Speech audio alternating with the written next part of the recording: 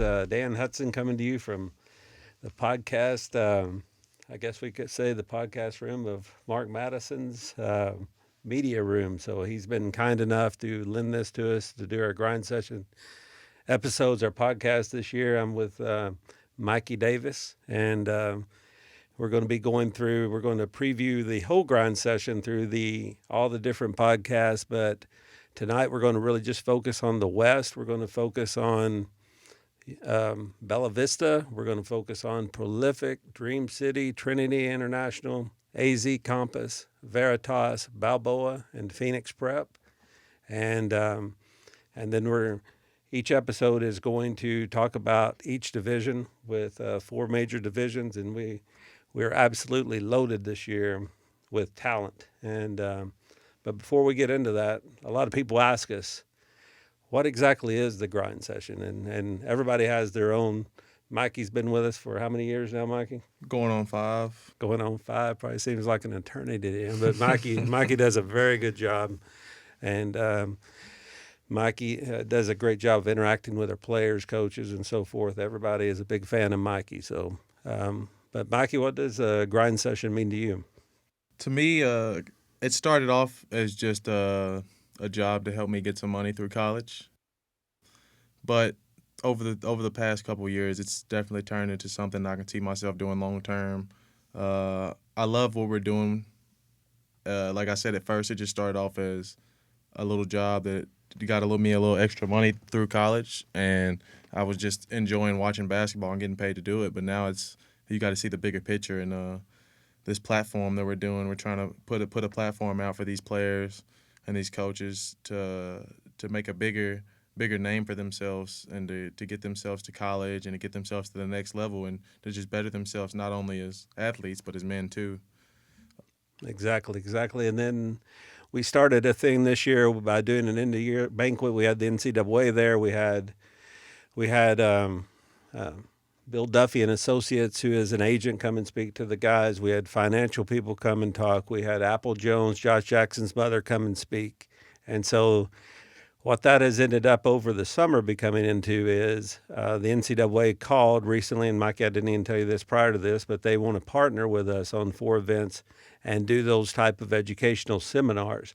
And when you talk about the fact that it has blossomed into something more than just basketball, that part has actually become more of the piece than the basketball piece, because these players, when you see the stats out there and those guys are losing, especially the guys that go beyond. I'm talking about even the guys that go overseas, but 75% of them end up broke in less than a decade.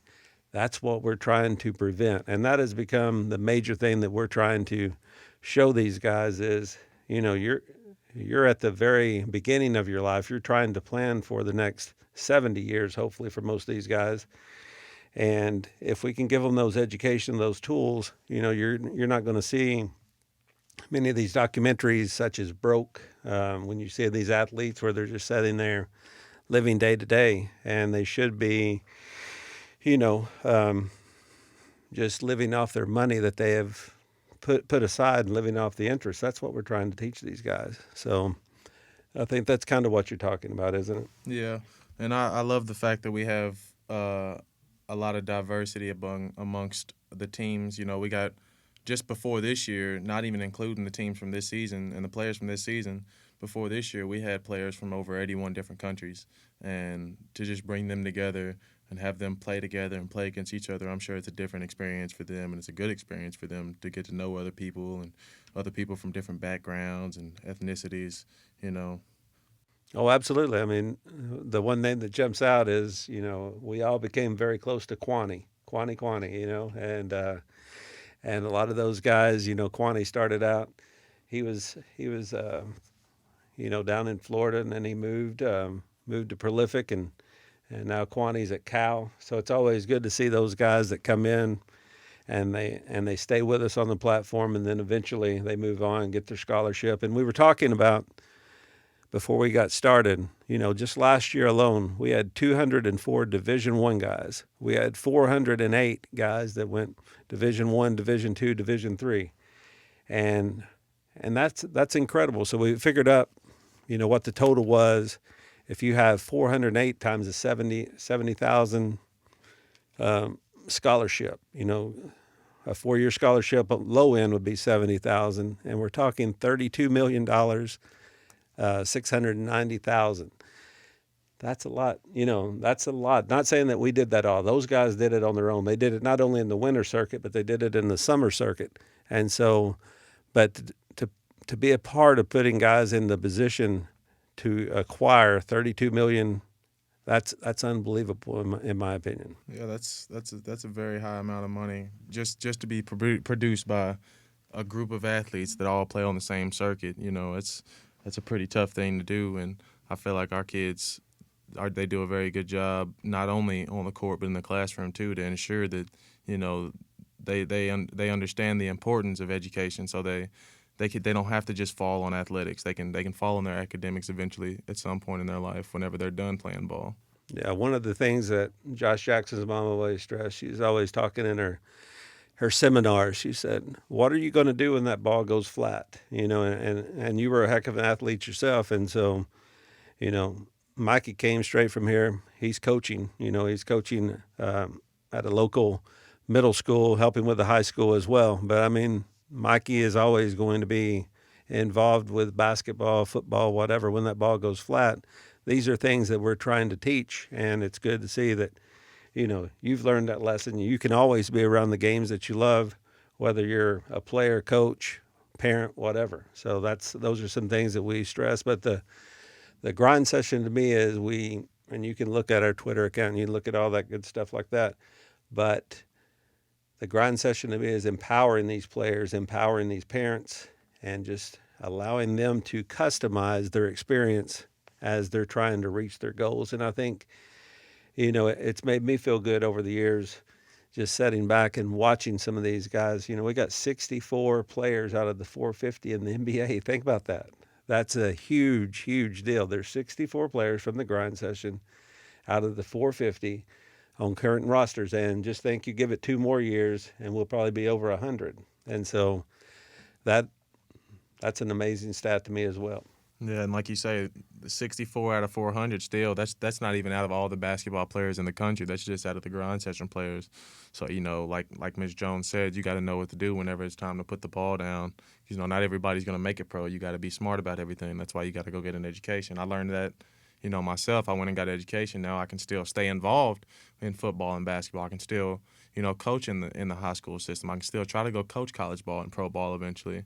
That if you want to stay involved in the game, there's always ways to do that. Or if you would just want to have another thing to fall back on, another career to fall back on, then you gotta have that ready just in case you don't make it to the next level in ball. Yeah. So people ask me, they say, "Well, how did the grind session start?" And I said, "Well, one night I was sitting there and I get a call. I can remember it was about 5.5 years ago in July. It was we were watching Shark Week on Discovery Channel." And it was this mild-mannered lady. It's the lady we're talking about, Apples, Josh's mom. And she says, my son is moving from Detroit. He's enrolling at Prolific, and they're going to start a prep school out there. And then at the same time, we had it was Thon Maker. Thon was big at that time, and he's, Thon's thriving in Detroit now. But, Thon and Josh came along about at the same time. So that was kind of the genesis of when those two players came. And then all of a sudden, there's a guy out of New York that wants to come play against those guys, and that was Raleigh Hawkins. So there you have 3 prime names at that point in time. Thon was probably the best of the best and the big guys. Josh at the time, we had Jason Tatum as well, but it was Josh, Jason Tatum, and Ball. Those were the 3 big names as far as the perimeter players. Thon and Harry Giles were the 2 big names. And so that was kind of the genesis of the grind session. Then the next year, Thon was able to stay on. Josh stayed on as well. And then we added names such as DeAndre Ayton. We added names, such as Gary Trent Jr. And so, it was just like things start falling into place. And then, we look going into this season, and we've got 22 5-stars. Wow, 22 5 stars. That was back when we had 4 5 stars. Now we got 22 5 stars. You can definitely tell that the grind session platform has grown a lot. 5 stars are starting to realize that a platform like this is good for them as far as recruiting wise. You got college coaches that come to basically every single event from all over the country, and it's different rather than playing for a public school and then playing in the grind session because you don't have those college coaches that come to every single game or every single showcase that you have.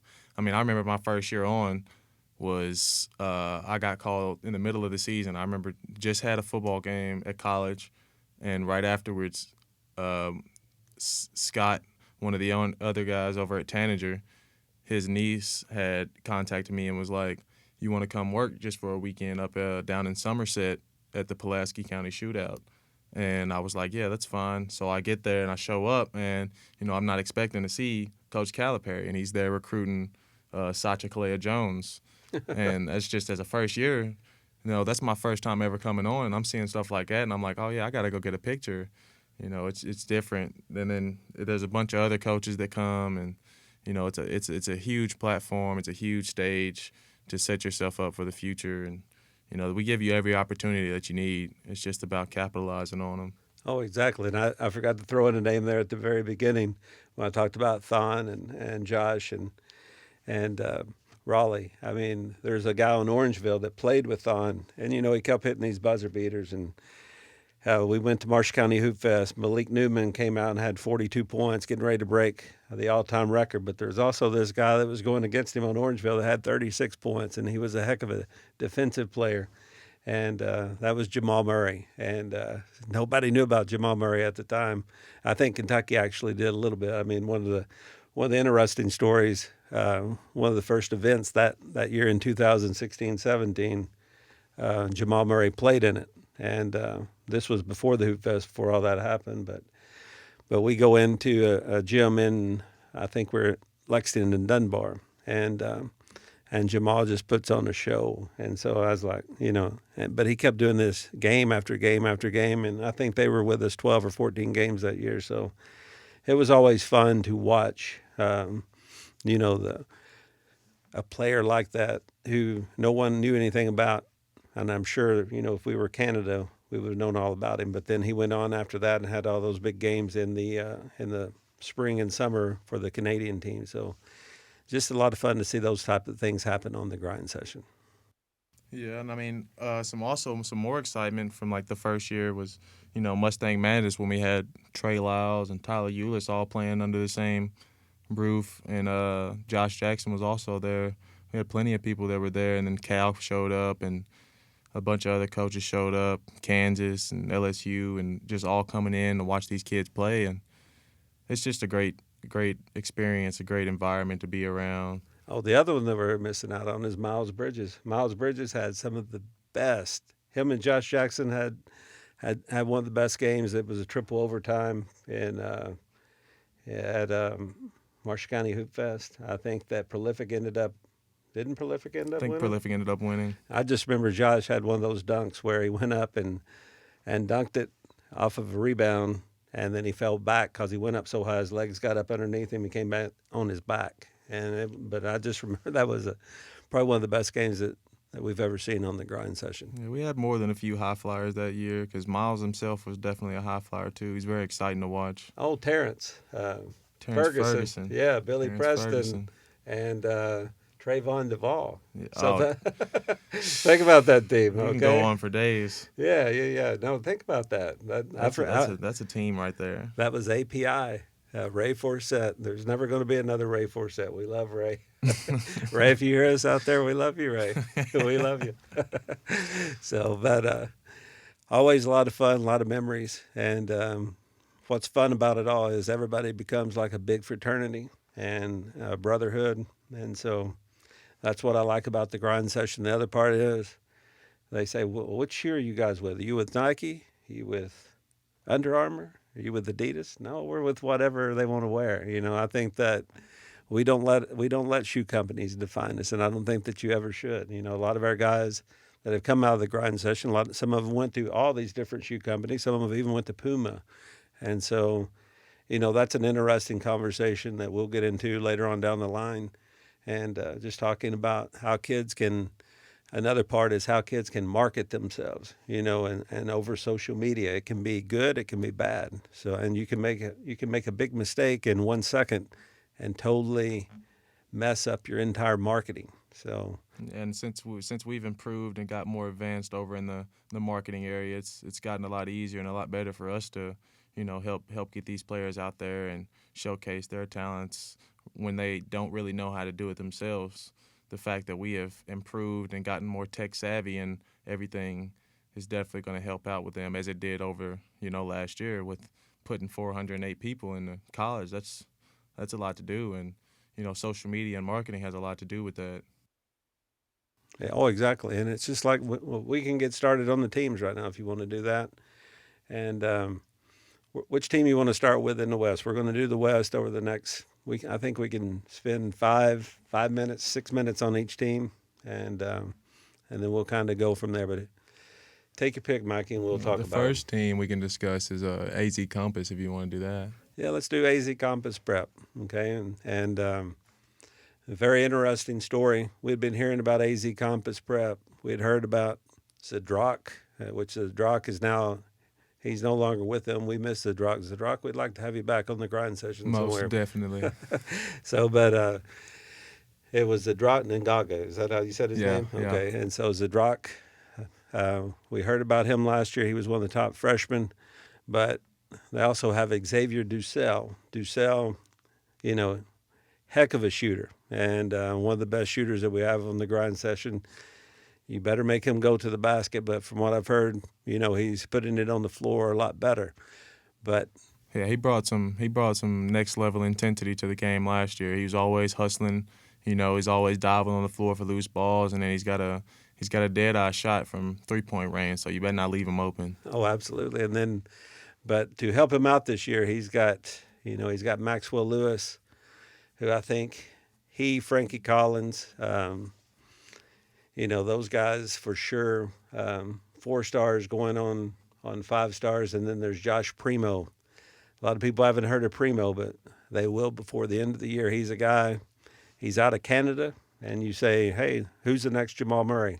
That's your next Jamal Murray. Everybody's going to know Josh Primo's name before it's all said and done. Yeah, Primo's a very exciting player to watch. He can score at ease, put the ball down on the floor, get in the paint, and he can shoot too.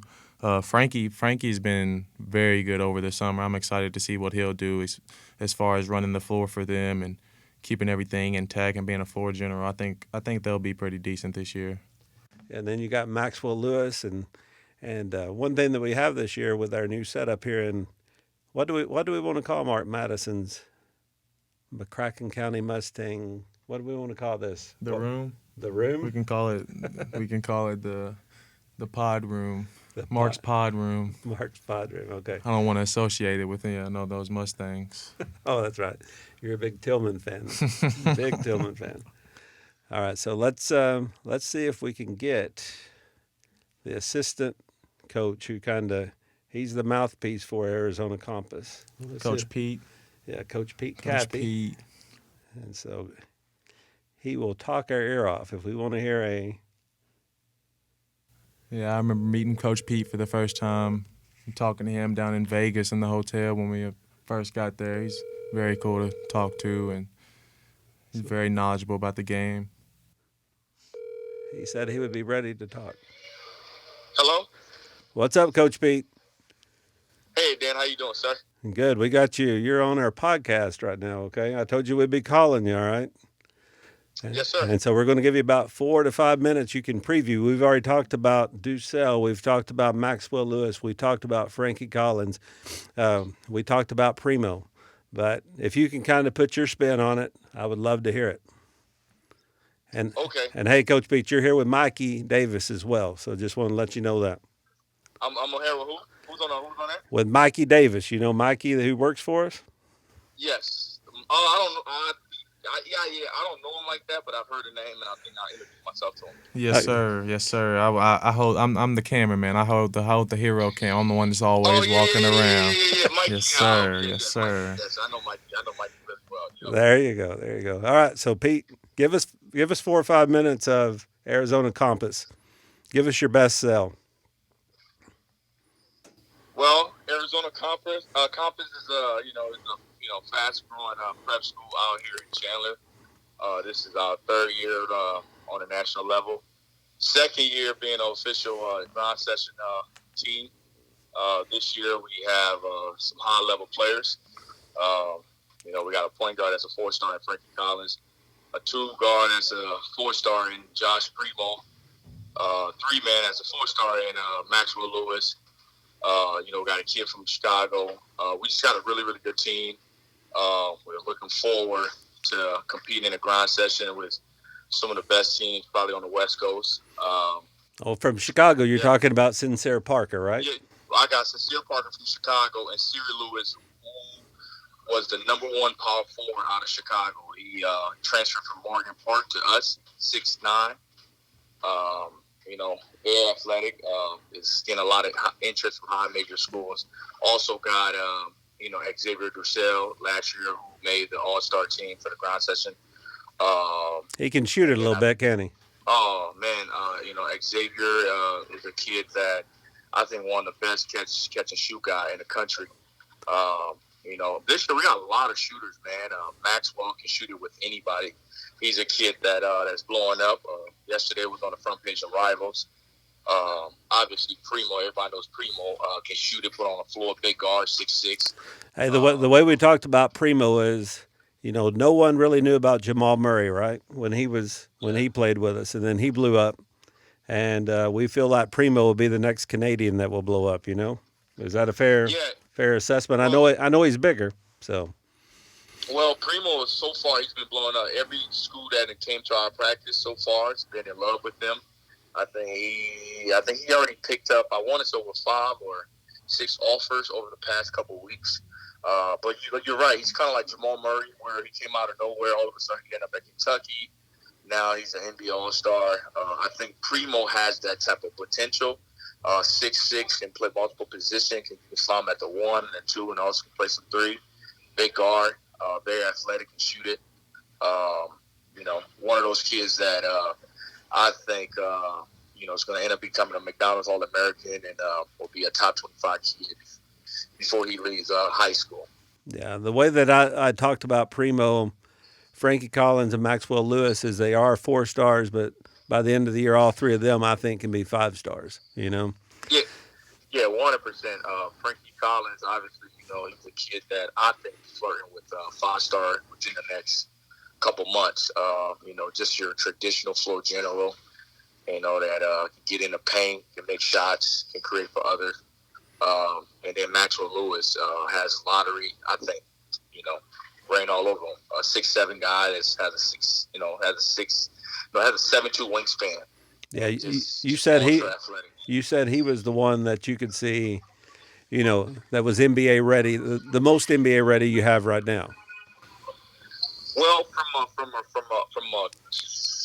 like just measurables and just Yeah, things that potential, he does. potential, Yeah, potential. potential. He has the most potential, I think, in the whole state of Arizona, and that's just my opinion.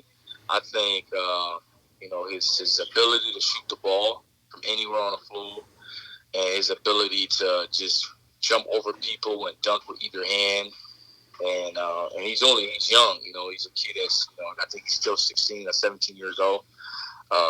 He's got 2 more years, so he's a kid. I think sky's the limit. Right. I totally agree.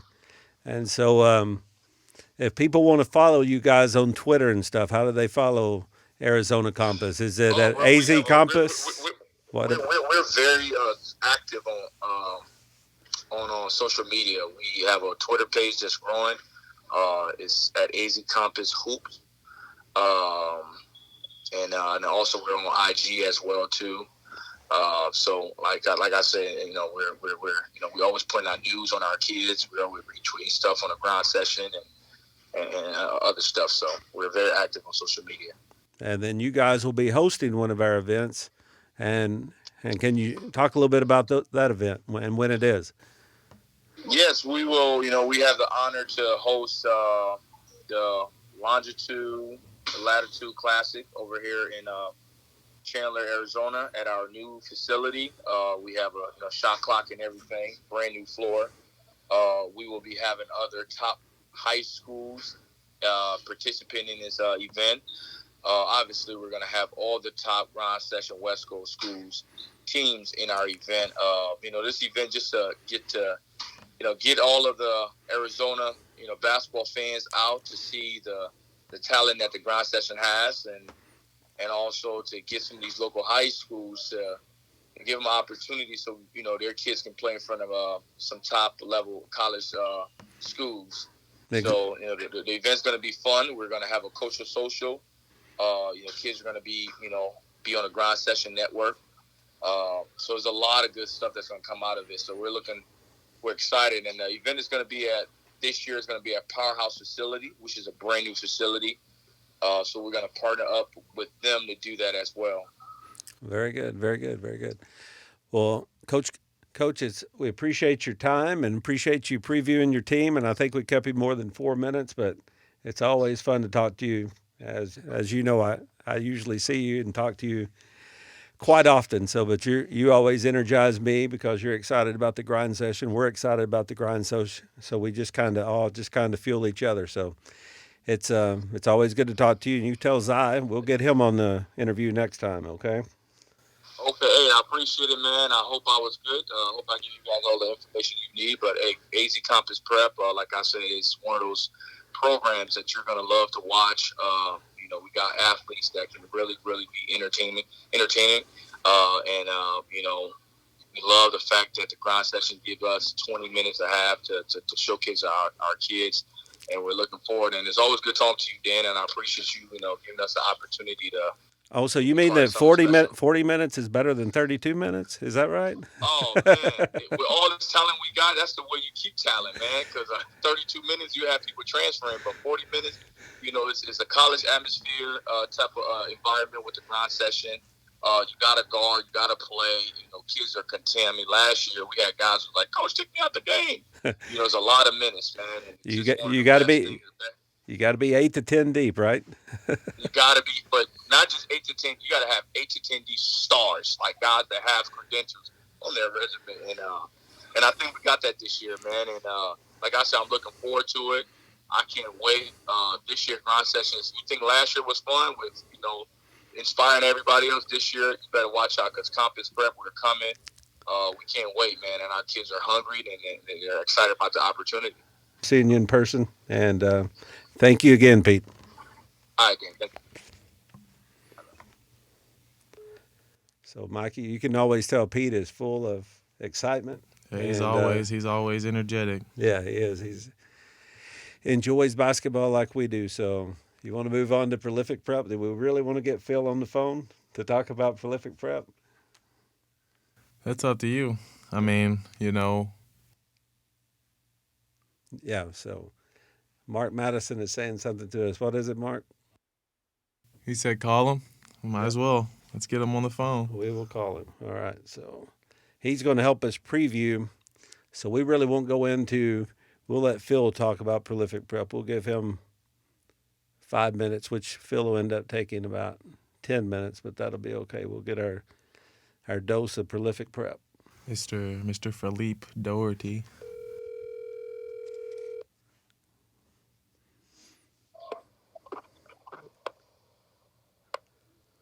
Hudson. Hey, what's going on, Phil? You're on our podcast now, so you're on the air. You're with me and Mikey Davis, okay? And how you guys doing today? We're doing well. We're good. Doing how well. You doing, Phil? But we can sit here and preview Prolific Prep all day, but it's nothing like going to one of the guys behind the scenes that helps put the team together. That's the glue to Prolific Prep. There's no doubt about that.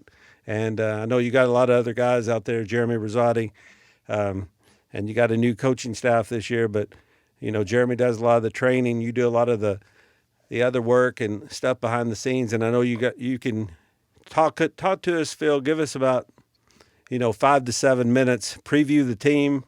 Talk about your coaching staff. Talk about Billy McKnight has went on in a different direction.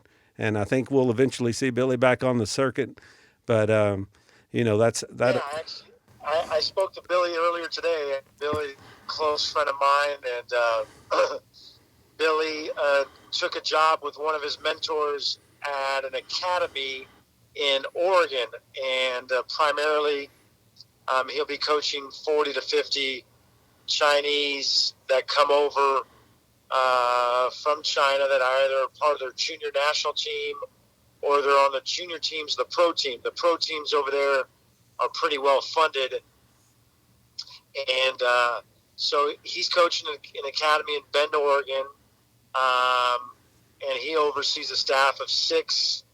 And then his wife Pat has a job there on campus. They live on campus and they got a job, and they're actually trying to put together in the next year or so most likely a post grad team first, and then maybe a high school team, depending on how they can line up the academics, which is probably the most important thing when you run a post grad when you run a prep school team. So, but no, Billy, yeah, we may see him in the near future back on the grind session, or he might be in college as he interviews for potential jobs. So, but Oh, actually, I just spoke to him this morning at 11 a.m. He's doing well.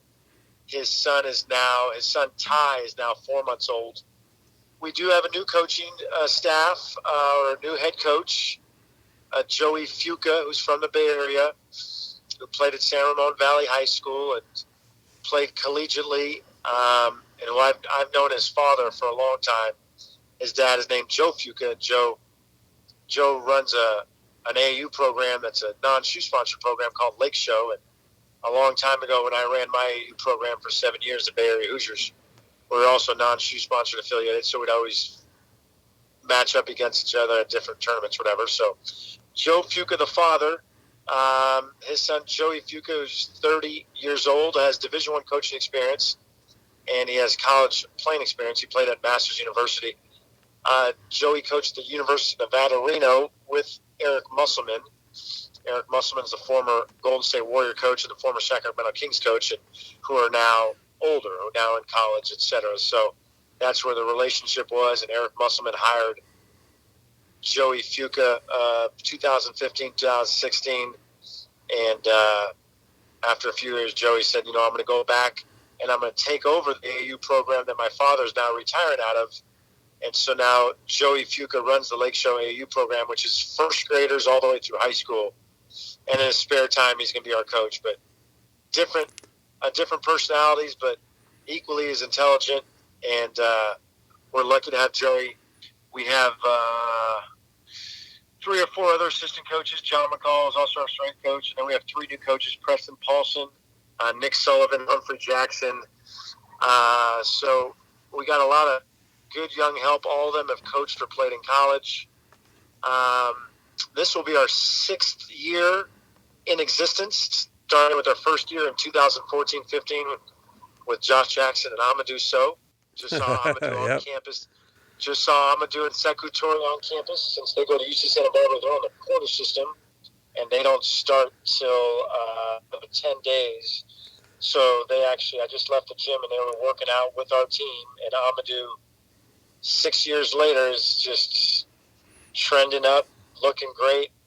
He's tabbed as preseason first team All-League at the Big West.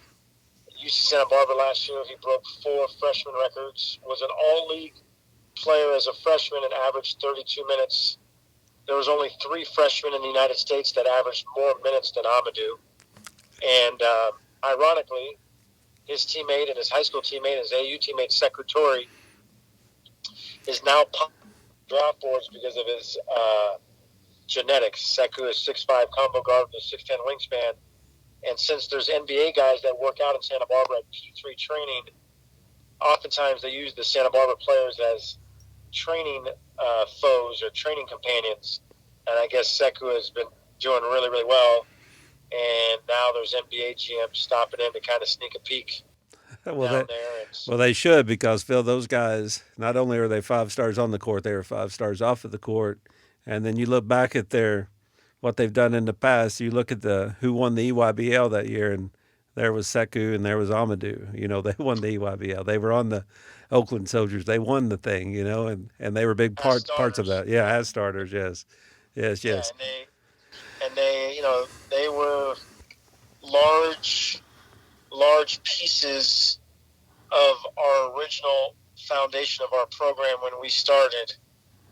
When Josh Jackson's mom, Apples, had this idea and came to us in June of 2013 when Jeremy and I were doing a training camp with our younger AU team. And so Amadou was the first international player we had. He was the second player on campus behind Josh Jackson, and Sekou Toure followed him shortly from Guinea. Ironically, we were on the phone yesterday with the congressman to get another Guinea player in the United States, and currently the country of Guinea, they have not given out one F1 student visa in 3 years. So currently Guinea is one of the 5 hardest countries to get an F1 student visa. And we have a player named Fatima Dabo, who's a 6'7" point guard, that interviewed yesterday and is going back tomorrow for a second interview, and we're crossing our fingers that he gets his F1 student visa, but we don't know. But Sekou Toure's uncle was his youth coach, and Sekou Toure's uncle called us and showed us some film.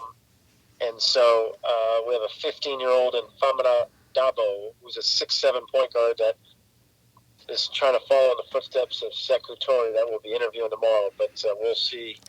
Well, But yes, we have a new coach. well, good luck with that. And here's the way we're going to do it. If you don't care, Phil, I Yeah. know that. No, we're good. Okay, I'm just going to me and Mikey. I'm going to say the first player. He's going to say the second player, and then you just go and you tell us all about them, introduce them, and let's just start with a guy, a 5-star that's been with us, for a while now, and probably the best shooter in high school basketball. Can put the ball on the floor.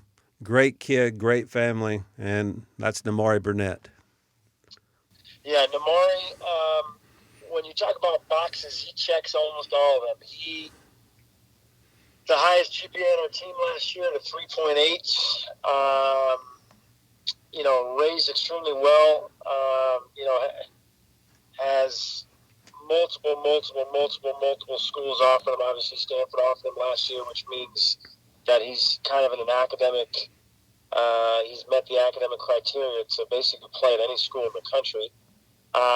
This will be his 3rd year with us. He's from Chicago.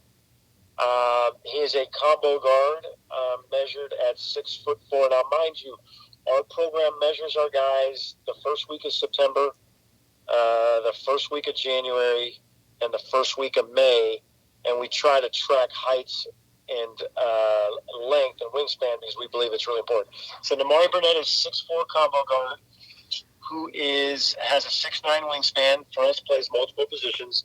We don't really have positions, but if he gets it off the glass, he'll be the point guard. If not, he'll be a lead guard, whatever it is. And his primary, things he does well on the floor is he's a really, really good shooter.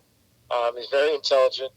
He's good off the bounce, and he had a great summer. He won the gold medal with Team USA on the 18 and under 3-on-3 World Championships. So he played in Mongolia in June in the World Championships for Team USA, won a gold medal. Ironically, one of the players he played against in the World Championships for the team of Mongolia, a guy by the name of Mike Sheriff-Jamps, whose father played for the Globetrotters, is actually a sophomore on our team, and he competed against him at the World Championships 3-on-3. But Namari, be one of our leaders of our program, just like he was last year, heading into his senior year, and he's a candidate for the McDonald's All-American game, and he is poised and primed, coming off a really good year, back-to-back championship game appearances in the EYBL Championships with Team Why Not. Team Why Not was in their 2nd year this year, and he led them the first year to the championship game, and they lost. And then this year they lost in overtime in the championship game in July in Peach Jam. And Namari had a great summer. We'll be at USA mini camp in October next in 2 weeks when they compete for 12 spots for the Nike Hoop Summit team. And so we hope Namari, who has been on the big stage and was very close to breaking the Marshall County individual scoring record last year at 41 points with 8 minutes left in the game, and our staff did not realize, and I was trying to call our staff in the middle of the game, but Namari played the right way and didn't break the scoring record held by Monte Ellis, who was the 47th overall pick of the Golden State Warriors a few years back. But Namari is primed to have a great year because he's intelligent, he's healthy, he's skilled, and he's worked really hard. And so we hope that he attains all the success that he aspires to attain. Yeah, and Mikey wants to ask it. Mikey, who do you want to ask him about? Who kind of piques your interest on that roster besides Namari? Let's talk about the other 5-star. You know, he played with Namari this summer in the AAU circuit on Team Whatnot. You know, they call him the Unicorns. Talk a little bit about Jalen Green. Jalen Green transferred to us in March of last year. He actually was on campus when Prolific was playing in the grind session World Championships. He transferred at the end of the third quarter from San Joaquin Memorial High School. He was well coached down there, went to a really good Catholic school, and decided to make the jump for his senior year and really get a head start. So he transferred to the middle of the year last year. And Jalen is a quiet, workaholic, basketball-addicted young man who was raised really well, that just loves to compete.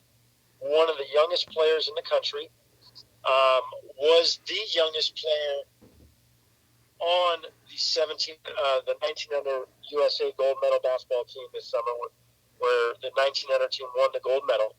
That was Jalen Green's third gold medal. Jalen Green potentially could be the first United States athlete to win 5 gold medals under the age of 19 in world competition for basketball.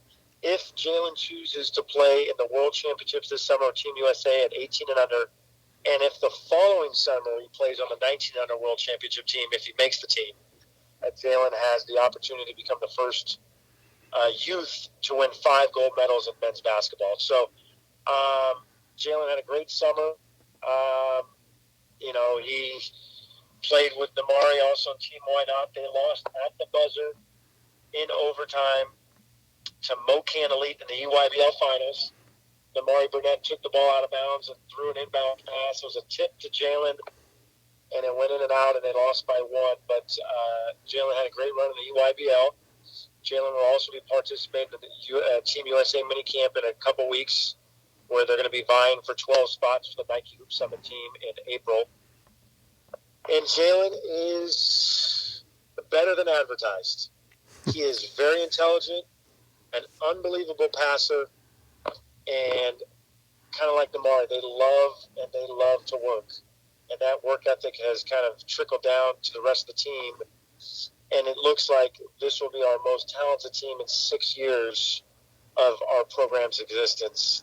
And we're thankful and we're happy that we have 2 5-stars leading our team, and they are both in the backcourt playing together, making the decisions for our team. You know, Jalen has a very strong and a very wide fan base. You know, he went over to the Philippines and played for the national team, and when he went over there, they made like a biography video and like a documentary type, and he had fans from all over the country that were just in love with him.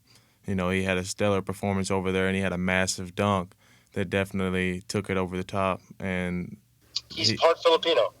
Yeah. Quick story on that. My wife is half Filipino. I was in Manila at the airport on the Sunday of the EYBL finals. I had a 9-hour layover to the island of Leyte. We were going to fly to Tacloban. I was in Manila on that Sunday of the EYBL finals, and there was a 9-hour layover. And there's 200 people surrounded in this corner of the airport. And they were yelling the name of Jalen. I had no idea what was going on.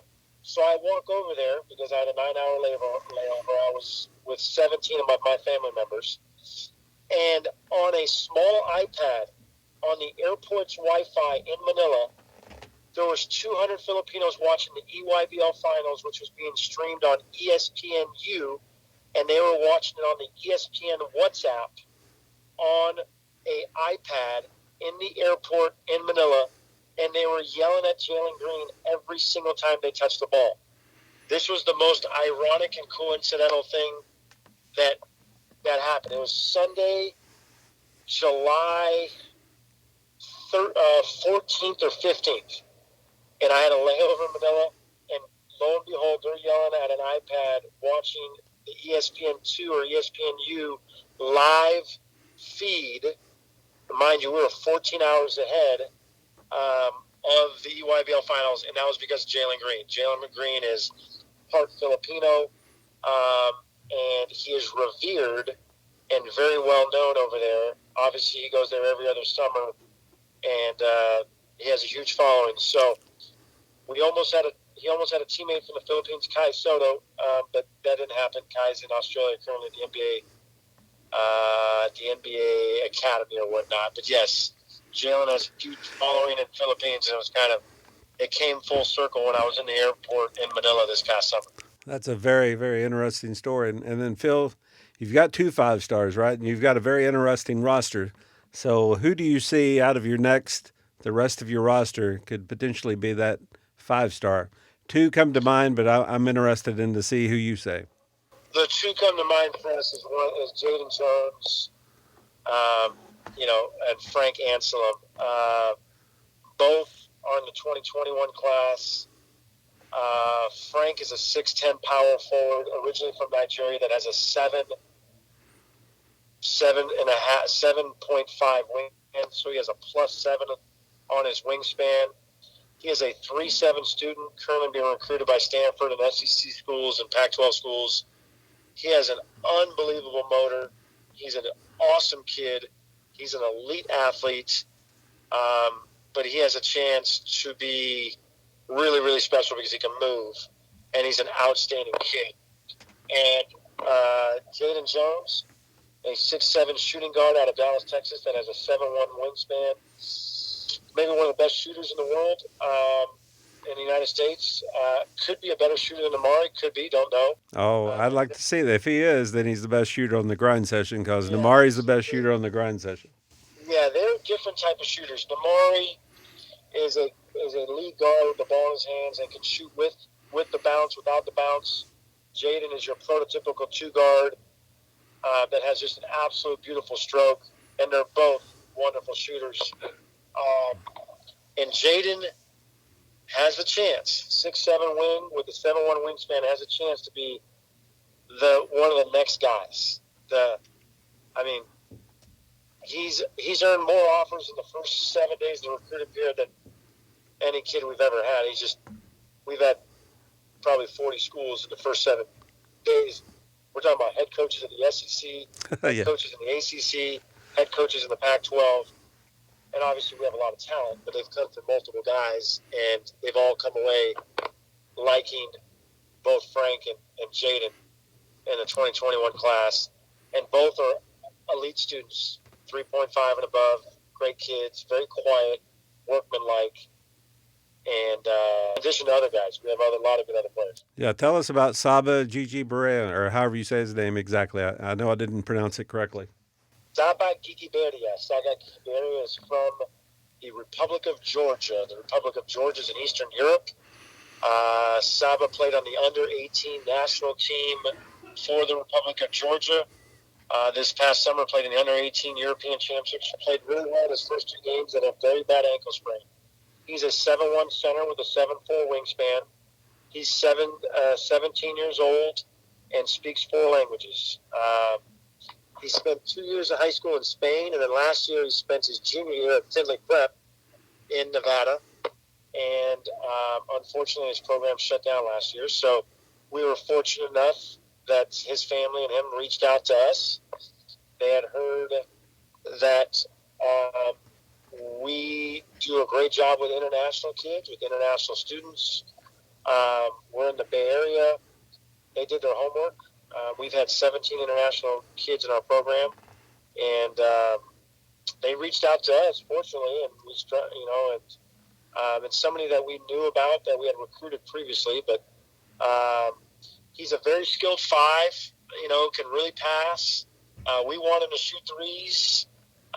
We want him to shoot. We want him to be a mobile five, which he is. The game of basketball is trending to mobility. So if you can't move, it's kind of like DeAndre Ayton has set the bar for all these young centers.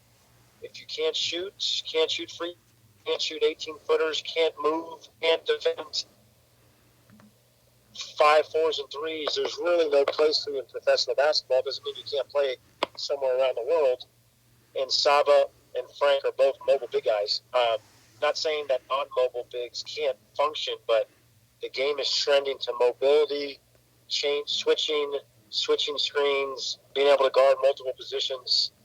And Saba, fortunately, is very mobile. He's currently slowed by an ankle injury, but he should be healthy in time for the season to start. Very intelligent, very, very, very educated.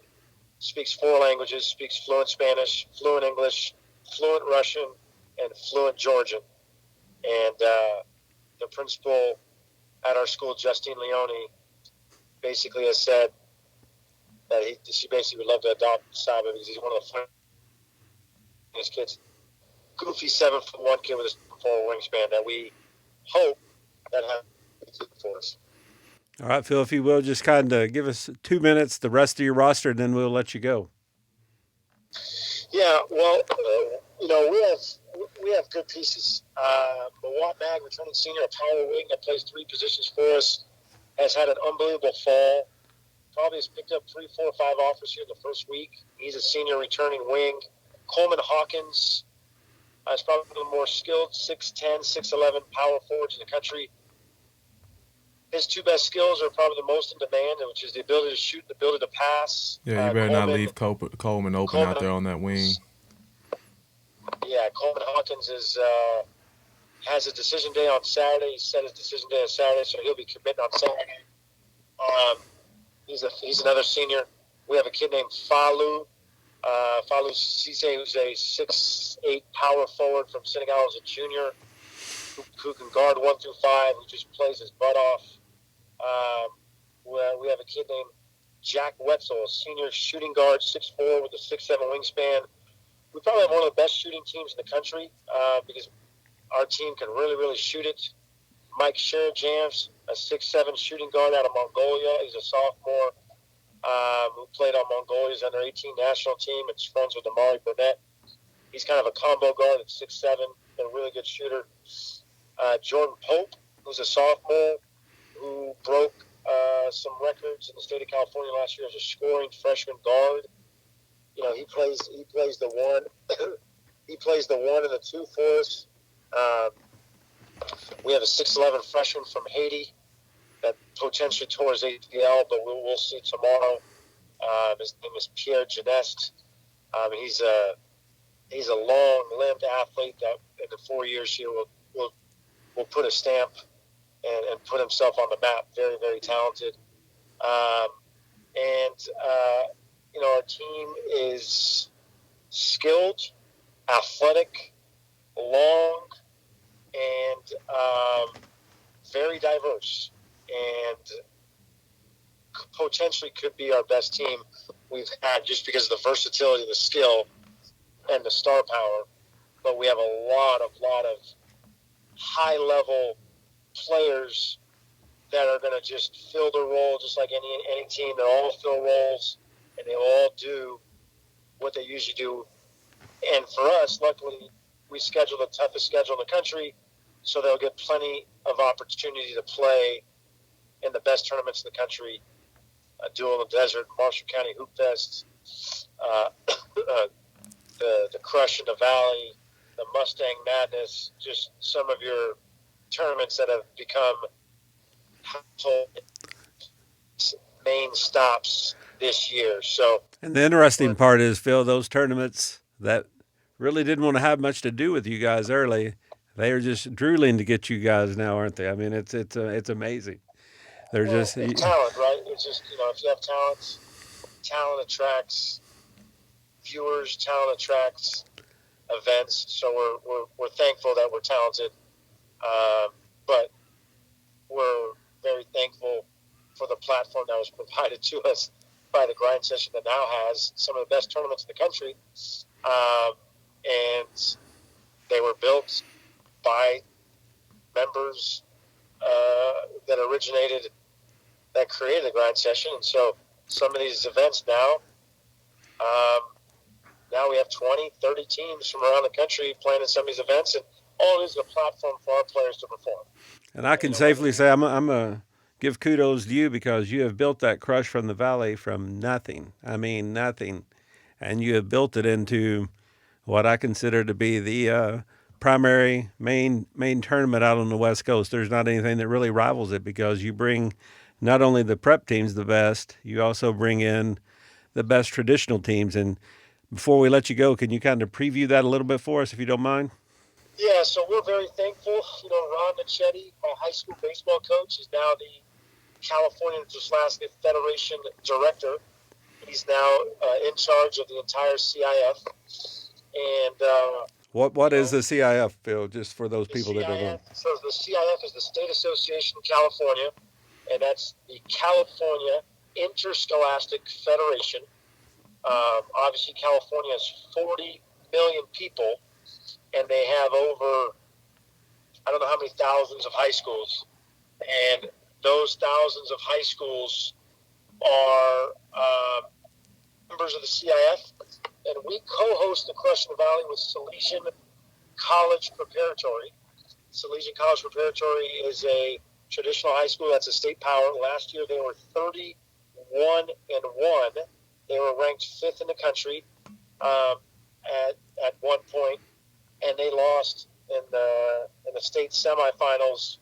And so both the Tanager Sports Grind Session and Salesian will co-host for the 3rd year in a row and the 6th year of its existence, the Crush in the Valley Basketball Showcase. This year there are so many teams that want to participate. We have gone from a 2-day showcase to a 3-day showcase. And there are potential 5 to 6 McDonald's All-Americans playing in that. Some of the teams that will be showcased in that event, Coronado High School out of Las Vegas with Jaden Hardy, a top 5 player in the 2021 class. You got Salesian College Preparatory that's going to be featured in the tournament. You have Modesto Christian, who's another local team. You have Sacramento High School. You have Stewart Hall High School. You have Bishop O'Dowd High School, who will be another participant in the state playoffs. We'll try to get a state championship. And it'll be a 3-day showcase. Some of the grind session teams, Dream City Christian, Trinity Prep, some of your West Coast powers. And it'll start Friday night at Solano College. There are so many teams and games and teams that want to participate. On Saturday, the first game will tip off at 7 a.m. and the last game will tip off at 9:45 p.m. Because we have so many teams that want to participate in the Crush in the Valley. So my math says that's over 14 hours, Phil. and they don't all have to be televised, but the first game's at 7, the second game's at 8:30, the third game's at 10, and the last game of the night, which will be played at 9:45, after Salesian plays at 8:15. It'll be Phoenix Prep, and I believe that they will be playing Compass Prep at 9:45 after Salesian College Preparatory High School plays at 8:15 on that Saturday night against Chaminade High School from Southern California, Los Angeles. The featured matchup of the day probably be Dream City Christian. City Christian will be playing Prolific Prep at 6:45, and we'll be followed that with Salesian. But yes, the first game tips on Saturday at 7, and then the third day will conclude on Sunday, which last year we had 22 college coaches attend because on Sunday there's not that many league games. So, it'll end with Prolific Prep playing at 3 o'clock against Trinity Prep, and you potentially will have 3 McDonald's All-Americans on the court as Jalen Green, Amari Burnett go against the lead guard, who's a UCLA commit for Trinity Prep, and Deshaun Nix. That will be the featured game on Sunday at 3 o'clock in the afternoon at Solano College, which is in Fairfield, which is right in between the Oakland and Sacramento airports, for the 6th annual Crush in the Valley, which will be co-hosted again by Salesian College Preparatory and Tanager Sports, and sanctioned by the CIF. So we are very lucky that we're going to host another good event, and it'll probably be Phil, session standing room only. How do you get rewarded for that? What did we do for you in February? Where are you hosting again in February? So in February, we gave you a second event, right? We're going to do the Crush in the Valley 2, which will be a Saturday and Sunday event, which will be just grind session teams of all the West Coast teams. And it'll be 4 games on each day on Saturday afternoon. And we're going to host a party or an event on Saturday night in downtown Napa at the Napa Theater. And we're going to host a party for all the grind session teams that come in that weekend on Saturday night. And it'll be co-hosted by our mayor, Jill Teckle. And it'll be also co-hosted by our board. And Tom Signorelli, one of our new kind of board members and helpers of our program, who's close friends with Joey Fuca, is going to throw a party for the grind session staff and for the grind session teams on Saturday nights. Because truly, as we go through this season, the grind session teams, which are sprinkled throughout the country, we see each other in a lot of different events, and we play each other on major platforms. And, even though we compete on the court, we are, we try to help each other off the court, and we're friends. And the players, are friends, and some of them maybe have committed to the same school. There's a lot of talent out west this year. So sometimes it's good to be away from the court. So that second Crush in the Valley, which we'll probably have a chance to breathe a little bit more, because the first event, we have 24 games in 3 days. We'll be able to, on that Saturday night, kind of throw a prelude end-of-the-year party as we head to the World Championships in Marshall County in the first part of March. And so the second Crush in the Valley will be Saturday, February 22nd, with games at 1, 3, 5, and 7, and then Sunday, February 23rd, with games at 12, 10, 12, 2, and 4.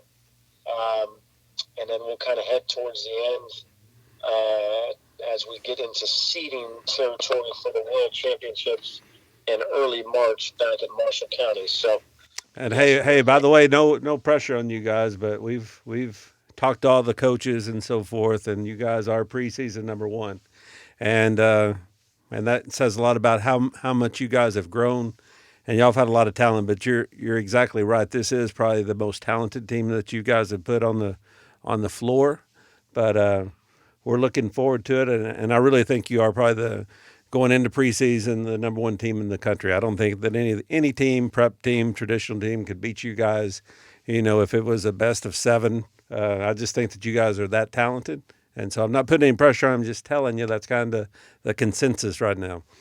Yeah, as long as they're successful in life and they get to college, and we like to play the best events. So our schedule probably is the toughest high school schedule in the history of high school basketball, with the events that we're in: Hoop Hall East, Hoop Hall West, Marshall County Hoop Fest, Crush in the Valley, Mustang Madness, Duel in the Deserts. There's just a lot of events that we're in. And you know what? My belief is, if you do go to prep school, you might as well play as many good teams as you can, because the goal is to get better for next year. So in terms of limiting the transition to college. So if they do come to Prolific, first of all, they'll know that they're getting really good coaching.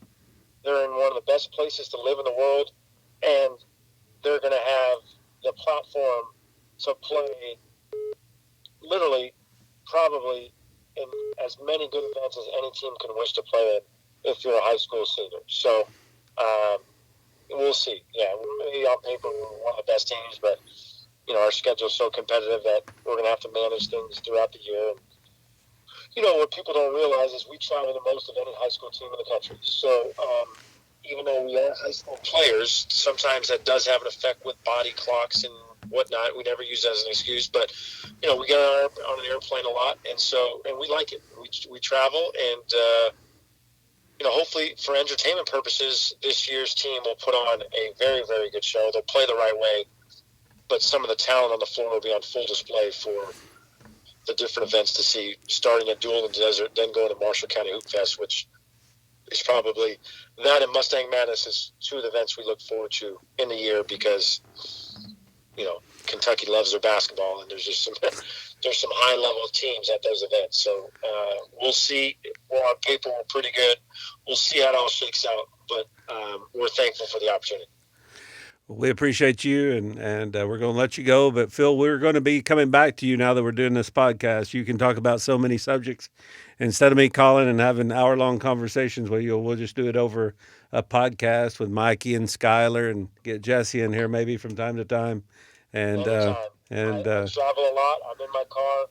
My commute to home was just cut in half by a podcast, and I appreciate the opportunity to talk about our program. You guys can call me anytime. Anything for you guys, we really appreciate it. Okay. Thank you for your time, Phil. We'll Appreciate talk to you, you Phil. soon. Thank you. That is Phil Dory, and there's no other Phils out there, is there, Mikey? Nah. Phil's always got a lot to say, and you always got to open your ears and tune in because he's always gonna have something good to say to you, some educational, some knowledge to have for you. I love Phil. Phil is hilarious. But hey, Mark, how long was that? Was that over an hour? That was good. I told you 8 minutes, so we just went 52 minutes over. Okay, all right. That 5 minutes turned into 45 minutes. That's all right. Ain't nothing wrong with that. That's all right. So we've previewed so far AZ Compass, Prolific Prep. What do you say that we go to Dream City and see if we can get Kyle Weaver, head coach at Dream City, on the phone? If we can't, we've been 2 for 2 so far, and we're calling these guys just cold turkey. So I've talked to Kyle twice today. He may not want to talk to me again. So here we go. We'll try to get Kyle on the phone.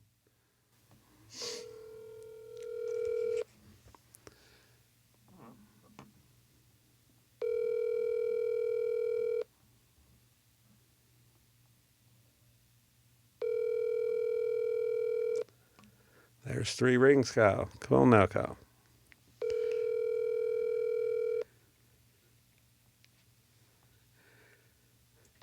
So no Kyle. We'll try to move on to Greg Lockridge with Trinity International, Daisha Nix. And then, Mikey, who did they pick up? They picked up someone.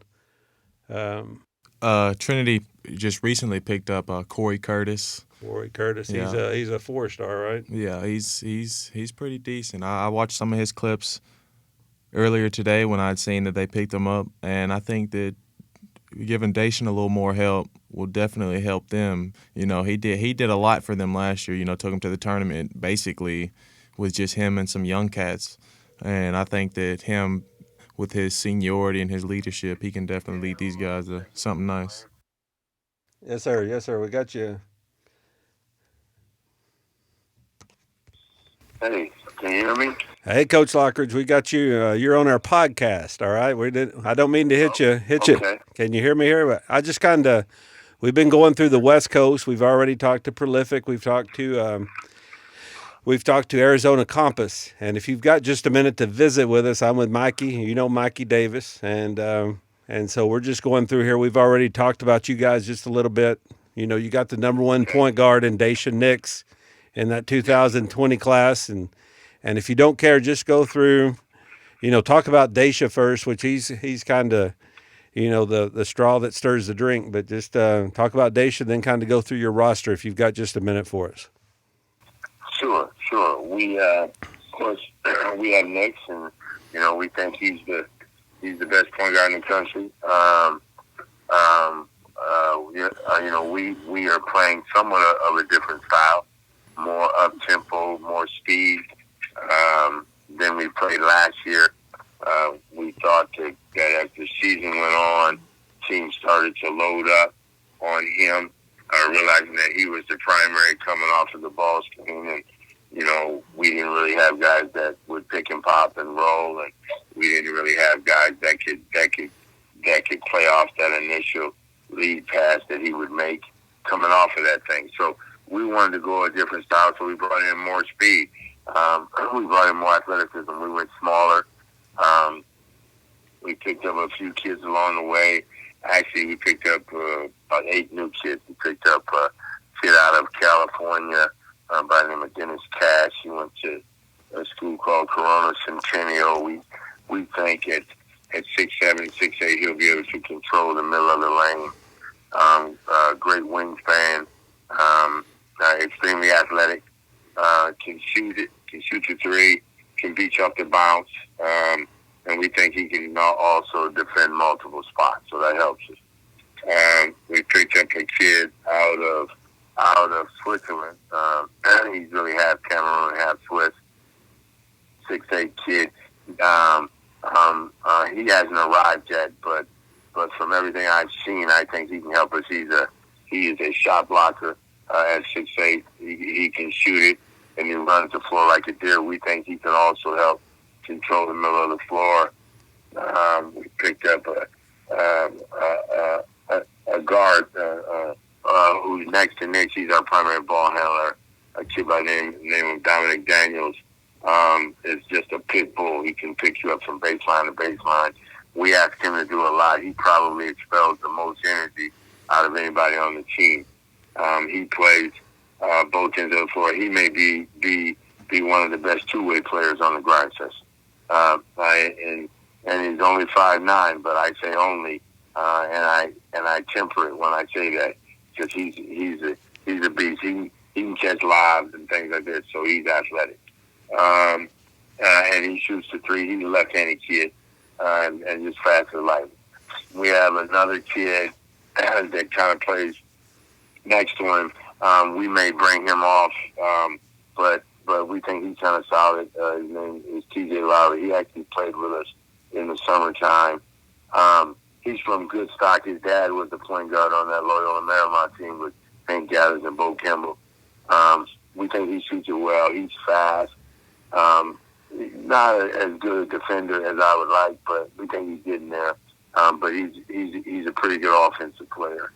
And then we have another kid that starts, and I'm not sure he's going to continue. He doesn't defend well, but he can score. He can shoot the lights out. His name is Corey Curtis Jr. He can score. He's a natural scorer. I would say he's about 6'4", 6'5", maybe. And if he ever gets his defense up, he can play multiple positions at the guard spot. But he's never really had to defend. He's been a primary scorer, and nobody's made him defend. His whole deal was putting the ball in the hole.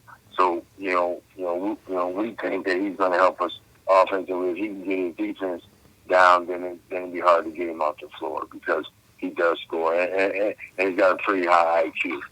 We picked up a kid out of Canada by the name of Javier Gilgis Glasgow. His cousin is Shea Gilgis Alexander, is one of them, and then he has another cousin. Both are in the NBA. He's a 2022 kid. Doesn't defend it well off the ball, on the ball. He's fantastic. He's strong. He takes the wrong angles and forward. We just need to teach him. And then I think if he ever decided that he wanted to contribute on the offensive end, he could. Right now he defers a lot. I think he's young, so he's kind of guessing. But he has a toughness to us. And then, we have a kid out of Kansas by the name of Jackson Pillage that is athletic as all outdoors. He's about 6'5", 4.5", 6'5". But he plays big, jumps out the gym. I think he could do a lot of things defensively if I can get him to focus in. But we played this past weekend. I think he had about maybe 9 or 10 steals in the 3 games. He really gets into the passing lanes at times, and again, if he stays focused, he can help us. And he turned out to be a decent 3-point shooter. He's got a funny style shooting, hits in his glitch, but it goes in. Then we got another guard. We're guard heavy. We got a young kid, but he has the best stroke out of anybody on the team. And he does what he's asked to do. His defensive positioning is good. He runs the lanes hard. He's just young and he's small, so So it'll take him time, but we think he actually had something for us in the future. And we picked up a 6'7" Serbian kid that right now is a little soft, but he has a nice stroke. We picked up him because we had success with Jovan. He's bigger than Jovan, longer than Jovan. Once he gets over his homesickness and things like that, and starts to buy in, then we think he'll be able to stretch the floor for us a little bit. He can guard the 5 as well. So, and then we have the kid from last year, Madi Mo, and he's been with us now. Last year was his first year, and then this year, and so he's been with us for a minute, and we hope that he'll be able to contribute. I really think he can be an excellent shooter if he locks in. I just can't keep him on the floor, from a defensive standpoint. Yeah. He just doesn't help as much. Yeah, because you remember that he can't help his defense. Well, Coach Locke, you've kind of in the past you would show up and it'd be you and an assistant and maybe 6 or 7 players, but I think you figured out after a few years on the grind session that you got to be 8 to 10 deep. Is that correct? Yes, that is correct. We'll actually be 10 to 12 deep.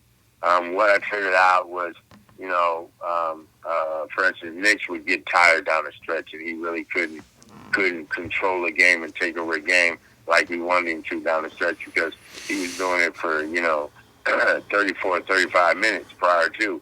So we decided to go a little bit deeper, which would rest him more, and then be able to have him be at his peak performance down the stretch. Even though y'all were low on numbers last year, y'all still produced, and y'all got your guys still always fought and never gave up. So it's just the fact that y'all got a little more depth is definitely going to help out a lot more. Y'all play with a lot of heart. I agree that we've been real lucky. The kids that we've gotten have always played hard. This team plays hard. They grind. With the speed, I think they can play a little faster than what they do sometimes. We think our optimum speed is about 65 to 70 all offense, and then we just want to go all out on defense. We want to use the speed to apply the pressure, and we think we can do that. We're exploring maybe pushing out a little bit and picking up 3-quarter, maybe full court because of the numbers. But I expect this team to do the same, and that's play hard all the time. And I expect great things from them. It's a new group, so I'm excited. And for the most part, they're really good kids. I mean, they want to do the right thing all the time. And that, it's been a while since I had a whole team that I pretty much, felt really, really good about and them buying into and then being excited as to what their futures would be.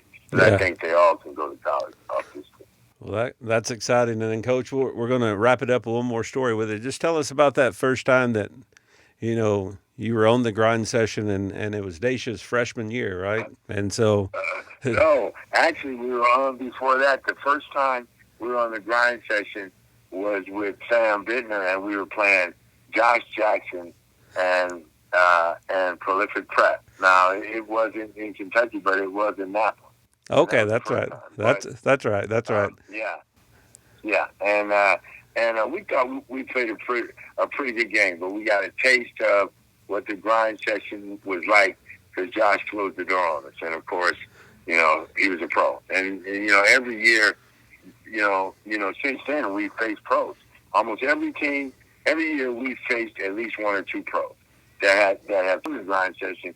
He's 14 years old, and I remember that I thought, boy, this kid might be a little bit overwhelmed. He was much smaller than what he is now, but I knew that it was the place for him to be able to develop and grow and turn into what he could be, and the grind session it primarily has been the place that Dacian has grown up, and what you see now is a result of that competition that he's faced on the grind session. I tell everybody that will listen, I give Dan almost 100% credit for being able to turn this into something special.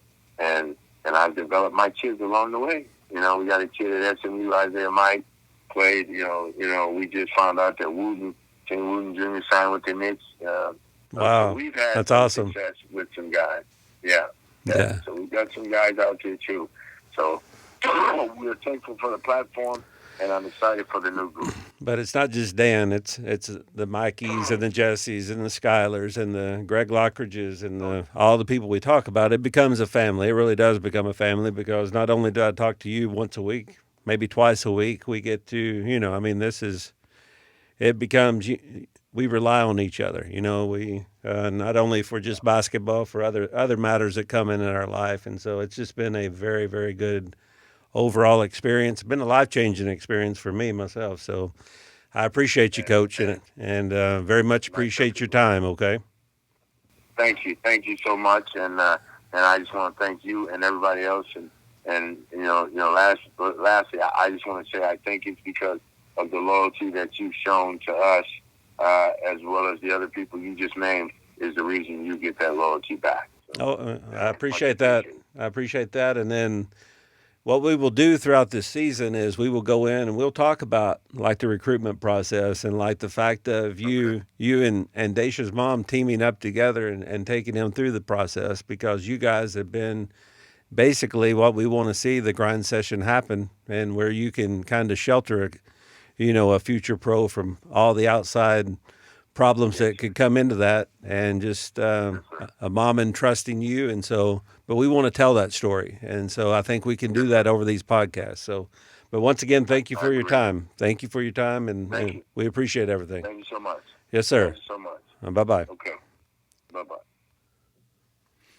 So there you go, Mikey. That's, like I said, we can tell story after story after story. And Coach Locke, he's been coaching for years and loves the grind session, loves what it's about, and has taken Daisha, since the 8th grade, and Daisha will be in the league one of these days, as long as his health stays intact and all those good things. So Daisha's definitely, like you said, is top point guard in the nation, and he's been my favorite player on the grind session for a couple years now. I love him on the court and off the court. He's got a great personality. He's a great athlete.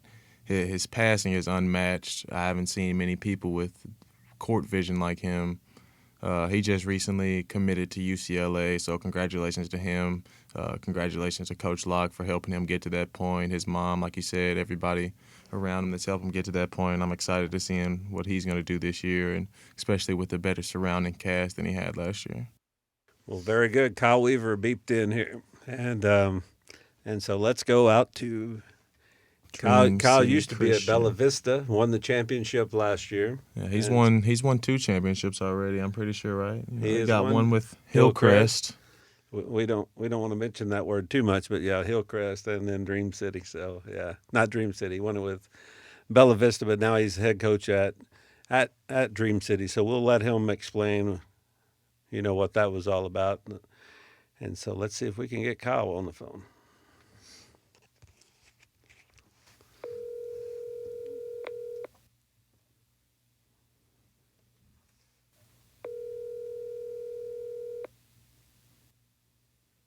Hello. Oh, hey, Kyle. This is Dan. We're doing our podcast right now. Okay, it's me and Mikey Davis, and we're going through the different teams and talking about the different teams. Do you have a minute to visit with us? Yes. Okay, and so we've already previewed a couple of the teams, and we've previewed the fact that you made the move from Bella Vista. You're over at Dream City, and so let's just kind of start there, and you talk about the move and what kind of prompted the move after you won the world championship at Bella Vista. You think, well, why would he move to Dream City? And so there were a lot of questions this summer on, why did Kyle move over there? So you can kind of talk about that, if you will. Yeah, no, Dream City, again, Don Brown at Bella Vista was great to me and was wonderful.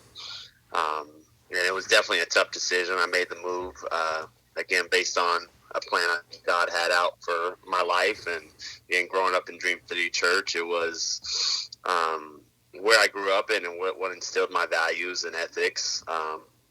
and now I'm back attending, and they came to me and wanted to really build a national program, and the location, and I've known where that campus has been, and the location and campus and area is just a beautiful and a great area. And they came to vision as building a national program and a national school, and they have, again, still land available that we own that we can eventually even build out on, and just the blueprints and everything was there for it. And again, I think God had put it in my life and had set the steps for me to take, and it's been great. And again, we're getting the gym floor redone and getting our lights redone. There's a lot of things that are coming together, and just overall, I want our kids to be also taught biblically in the classroom, and having that component is wonderful. Again, me being a grad and a graduate from Colorado Christian University, I saw how much that did for my life, and just overall, just it builds character. And I truly want our kids not to be the best kids on the court, but also the best kids off the court. I want them to be leaders, and I want them to open doors for girls, and just be gentlemen, and be really biblically taught in the classroom, which again they are. So, Well, that's a great example, and so um, that explains the move over there. And so we won't keep you long. I know that your time is valuable, Kyle. Just and recently, how old is the baby now? she's about to be 10 weeks old this Friday. Okay, so I try when I talk to Kyle, I try to give him, I try to stay away from him unless I desperately need to talk with him. So, but Kyle, if you can, just kind of go over, talk about Arthur Kaluma, talk about Marjan, talk about your current roster and so forth. Yeah, no, we have a really talented roster, and they're also phenomenal and great kids. We've got, obviously, the first one you say is Archie Kaluma. He's a 2021 6'8", pretty much a skilled.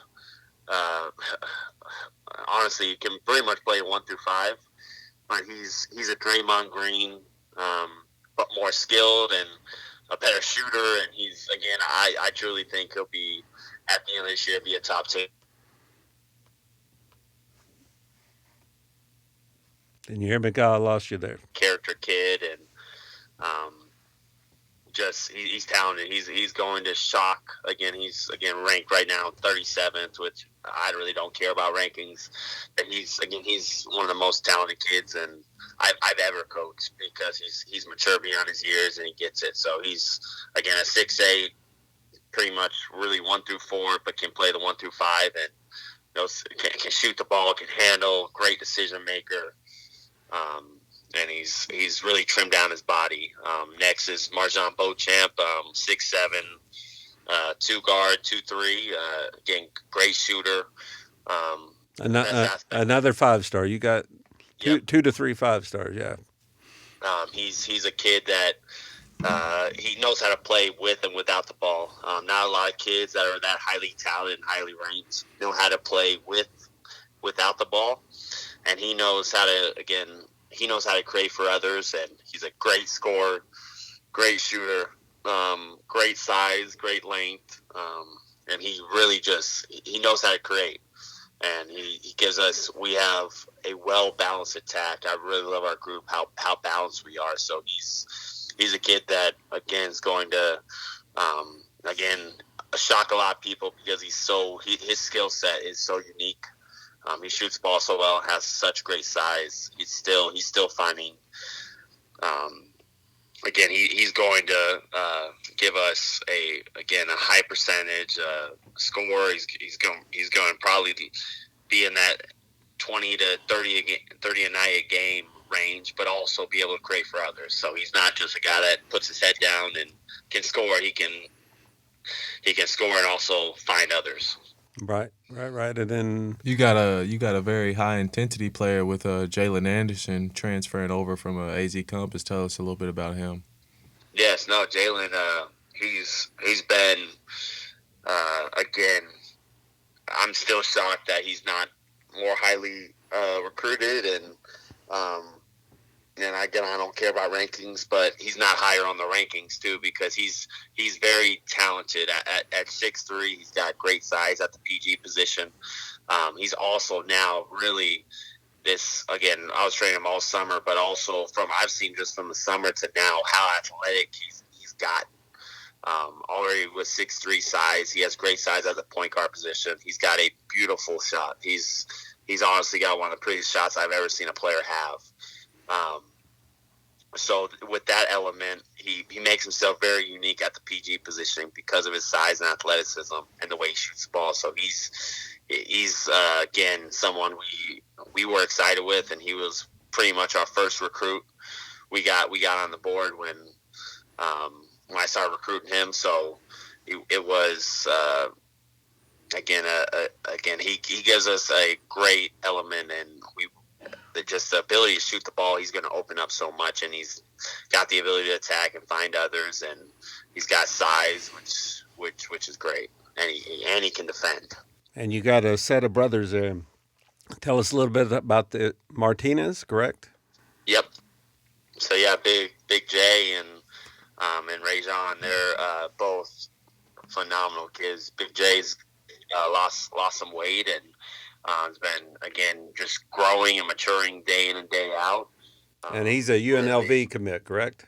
Yes, UNLV commit. So he's got again, we've been really trying to, with him and Arthur, we've been really trying to push him to really kind of just get more in shape because we're going to play this year. We're going to play at probably the fastest speed I've ever coached at. So we're really trying to push the ball this year, and we're trying to get Jay at that. Jay shoots the ball really well, and now we're just trying to teach him when to pick, when to pop, and when to roll. And then Ray's a very my comparison of him, he's a lot like the kid Duran Artest I had last year. Him and Duran are very similar. They're hard workers. They keep their mouth shut and they compete. Ray can defend, which is going to give us another element. He's just energy is always at the highest level. So he's again a kid that I'm gonna try and really make him into that Duran Artest role that gives us a really good defender and just he gets after it and keeps his mouth shut. He just competes. Yeah, and then Marjan has a cousin that has a great name, Blaze, right? And yeah, Blaze Beauchamp. And he can shoot it, can he? Yeah, Blaze is one of those. Again, there's not like I don't know honestly right now, especially in the 20 class, if there's a guy that can shoot the ball as well as Blaze. He again is a knockdown shooter, and he just day in and day out, there's not a shot he ain't afraid of, and he's again I've seen the kid reel off 4, 5, 6 NBA threes in a row playing up and down. So he's just he has any space, it's going in and it's going up. So he knows again how to score the ball, and he played on a national level last year. Started at Finley Prep last year, and so he's again with Howard Poley in the UIBL, he averaged 18 a game on the UIBL this past summer. So he knows how to score the ball and knows how to score at a high level. Right. You know, a few years ago, you got to coach Josh Green. I think now you got his little brothers on your team. Yeah, no, Kai is again Josh was great. Kai is again he's every college coach walks in, they always ask really how Kai's doing or just asking in general. And my first answer always is the kid has developed the most, and we went to school now for 6 weeks. He's developed the most in a month and a half I've ever seen a player develop, and also just he gets it. He's again the first day being a freshman, being the youngest kid on the team, looked real nervous. And today he's not passing up shots. He's attacking. His athleticism. He's got that coming. He's going to be. I tell Dion and I tell Dylan, are the two coaches. that kid's going to be scary in 2 years. I'm starting to get scared right now, thinking how good that kid can be. Again, when I had Josh as a sophomore, Josh did things that I'd never seen a kid do passing lanes, and Kai's already a legit 6'6". So Kai is, again, being with a parents who both play professionally, and then having two brothers that both play three levels Division I with Jay at UNLV and Josh at Arizona. He knows what it takes. So with just that element gives him a whole nother perspective, and he's a kid that you would think, because of who his brothers are, and he is highly touted. A lot of people rank him in top 25 in the country and all that stuff. But you would think he's not ranked. You would think he's a nobody by how hard he works. And again, it's tough. It's tough when you're the freshman and you're the youngest guy on the whole team. If you make any mistakes, guys jump on you. But our guys have really came to him and really tried to lead him. And he's also now just upped his game. He's now a guy that has a chance to compete. And again, you wouldn't think freshmen, especially on the national level, you never see freshmen that can compete right away. There's not many guys that can compete as freshmen, because that's 4 years. You're thinking most kids are 19 years old by the time they graduate. So for him, he's competing against these guys right now. So in 2 years, it's going to be really scary. So I'm kind of scared right now, seeing how good that kid's going to be, because he just gets it. So Yeah, I think he'll benefit from the grind session. I think just like Daisha Nix did. Daisha started with us as actually an 8th grader, and so it is very interesting to see that. But I think Kai will progress like that as well. And so, who else do you have on your roster, Kyle? Brandon Talbot, who came over with me, was with me at Bella Vista. Brandon can shoot it. He can shoot it. Yep. Yep. So 6'5" shooter, and he's got a bunch of mid-major offers. Just really, really can shoot the ball, and has gotten more athletic and has gained weight.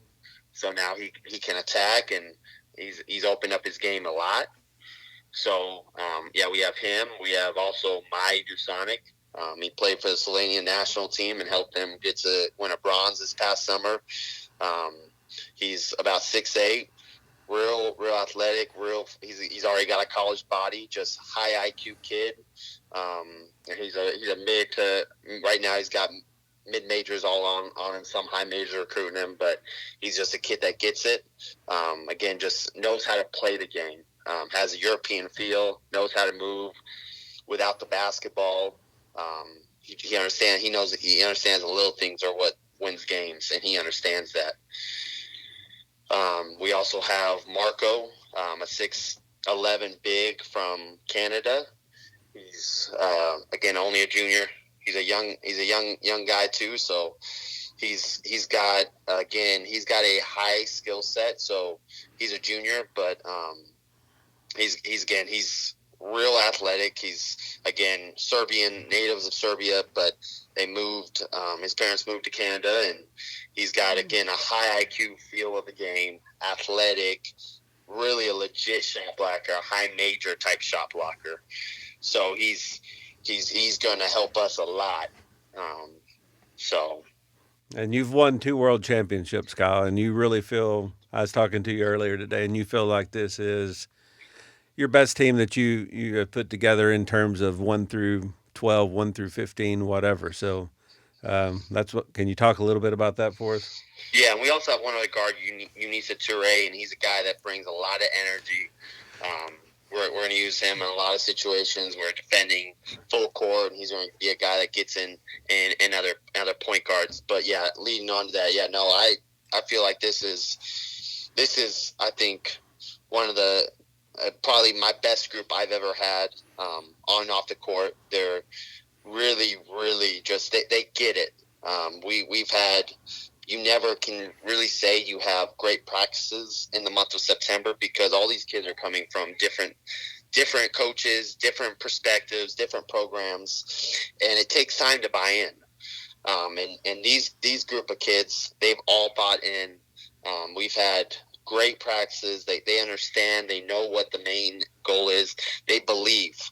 And that's the biggest thing, is getting their trust. And they've really, again, I don't know why they trust me, but they do. Um, so it's great when you got just a great group of kids that understand. But again, I think this is my team that I think I love. I really don't know. Again, I remember the other two championship teams I had, but I don't think we had this. So it's again a different element. Obviously, my first one, DeAndre and the second one last year with the group we had. But this group is just special. They will have. They're very unselfish. They all have each other's backs, and they understand we have the leadership that's key. So they're going to again we're going to try and go for again our first year, try to win another championship, and that's the goal. And I truly believe we have a legit chance. If you would ask me, I would take my odds over any other program in the country, and I believe in this team. Oh yeah, there's so much talent in the West. Like I said, just going through it, and then you sit there and you count up the 5 stars, and it's crazy. I would say that you've got by the end of the year. I know that you've already got 3. If Kai's a young 5 star, but he is a 5 star, and I think that you guys at Dream City could have 4 guys that are 5 stars. And you look at Prolific, they've got 3 guys that are 5 stars. You look at Arizona Compass, they got 3 guys that are 4 stars that are trending towards 5 stars. So I mean, there's so much talent in that division. It's just going to be very interesting to look at them at the first. All these teams coming in to DeAndre Ayton's Duel in the Desert, and you're kind of my go-to guy for that. You get the referees, you get the facility. Can you tell us a little bit about Duel in the Desert and when that's going on? Yeah, no, that's going to be an absolutely a great event, because again, it starts off the year right away, and you don't usually play in November, especially on the college level. You never play legit competition right away in November, because everyone's trying to get their team ready and get them prepared. And what the grind session does is it's a class right away. These kids, again, that's why, again, I've had now 3 college coaches come in these past 2 days that we sent recruits to, and they said your kids are just different. We got steals from you, because they every game in the grind session is a straight. It is a grind, and our guys truly do get better from that, and that's the element that people don't understand is, again, everyone says they have the iron sharpening iron motto, but do you truly have it? Do you truly believe in it? Because yes, you can develop them and train them day in and day out, but if you're not actually allowing them to play against better teams and the best competition, you don't have that model. And what the grind session does, you can't back out of games. No, that's You exactly can't right. back out of And you can't back out of playing so and so. I don't want to play Prolific in November. No, that's what most people would say. No, I want to play Prolific right away in November, because I want to see where we're at in November compared to March, because that's a real tool of, if you're a good coach and if you develop guys, you're going to see that growth and that development from. You've got to have a barometer. If you don't have a barometer, you can't say you're truly the best, and you truly know how to develop kids, and you don't believe in iron sharpening iron model. And that's what the grind session does, is it allows that to happen. But Kyle, we're sitting here at the home of Mustang Madness. Mark Madison. We're sitting in his studio right now on the campus of McCracken County High School. And so, tell us a little bit about you were at Bella Vista, and so I call you up and I say, "Hey, Kyle, you're coming to Mustang Madness, but you got to play 3 games for me." And I really thought there's no way. I thought you'd be lucky to win 1, and then you went on and won all 3 of them. And so that's kind of what you're talking about. But tell us what happened that weekend, because you got to see a lot of people. Uh, really, really reach their potential as players at that time, if you remember. Yeah, no, I still remember we played again Friday night, then we played Saturday morning against Oldsmar, then played Saturday night against Victory Rock. And Victory Rock, I still remember a lot of people. If there was a bet in Vegas, we probably would have been minus 14 points at least. And for us to play again Friday night, then go play Saturday morning against Oldsmar, and then literally play. It might have been 9 hours later. It was late. It was a late game. It was like 8:30 or 9 o'clock against Victory Rock. A lot of people would have really. The first the Rock. We played the Rock, and then Oldsmar, and then Victory Rock, and a lot of teams would have really. One of those games would have been just like a fall asleep game, and most teams probably would have went 1-2 or 2-1. But with that, what it did for us, it grew us, and that was a real test. And the guys came out ready to play, and they believed in themselves. Yeah. The biggest thing, the difference between championship teams and non-championship teams is just when it comes down to the clutch. If you don't believe in winning, if you don't have confidence in your team to win, if you've never done it before, it never happens. So what that did that weekend, what it did for us, it helped us get over that hump. Right. When we won that third game, it set a new bar. And again, we might not have won the championship that year, but again, no one would ever thought we would have held prolific prep and literally lost one time in overtime, and the other one lost on a buzzer beater by Jordan Brown in our first year ever at Bella Vista. So for us, for what we did that first year, it set the standard, and it helped us. We returned 8 of the 9 guys from that first year at Bella Vista, and it kind of set that bar. Like, now we know what it takes. So again, that weekend was monumental because it set the bar, and they understood how to win a big game. Because again, a lot of people counted them out against Victory Rock, and Victory Rock was loaded. Yeah, I just remember I was setting up in the balcony there and watching your third game, and I remember Terry.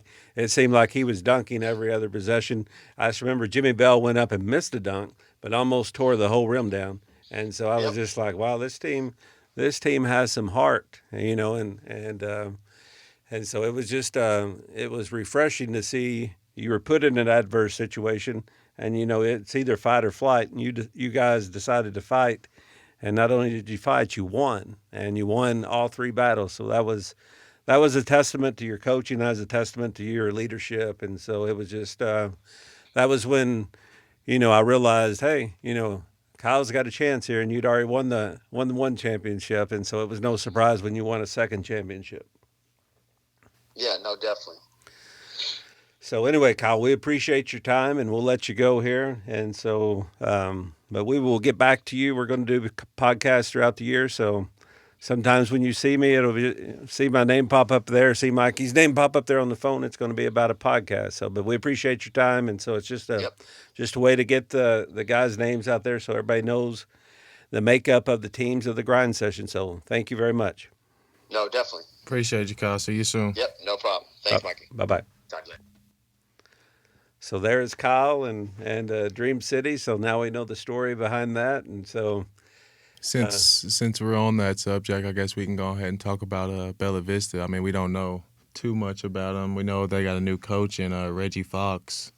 Yes, and as far as the roster has come, we haven't received the roster yet. So, and we really don't have much of a way to get a hold of Reggie, but we'll do that at some other point. And so, but we know that Bella Vista has a lot of international guys. They're going the international route rather than, you know, going the traditional route with a lot of guys from the States. They're going to go the international route. But I know that they do have some talent on that team. Yeah, we'll get to see some of that talent at Duel in the Desert. They'll be present there, the first West Coast event. So I'm excited to see that and looking forward to that. And then let's move on real quick to let's see if Coach will answer. George Zidane of Veritas. He's a great coach. He has a team that I think is going to surprise some people. So this is Veritas Prep, George Zidane. Let's see if he'll answer my call. These guys are probably tired of hearing from me. I would be.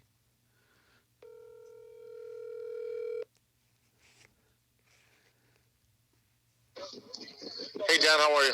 Good. How you, George? Good. Hey, we've got you on our podcast. If you've got just a second with us, I'm here with Mikey Davis of Tanninger Sports, Grind Session, and we're just previewing the teams on our podcast. But you kind of gave me a brief preview today when we discussed it. Could you just kind of go in and talk a little bit about your team, the makeup of your team, if you've got the time?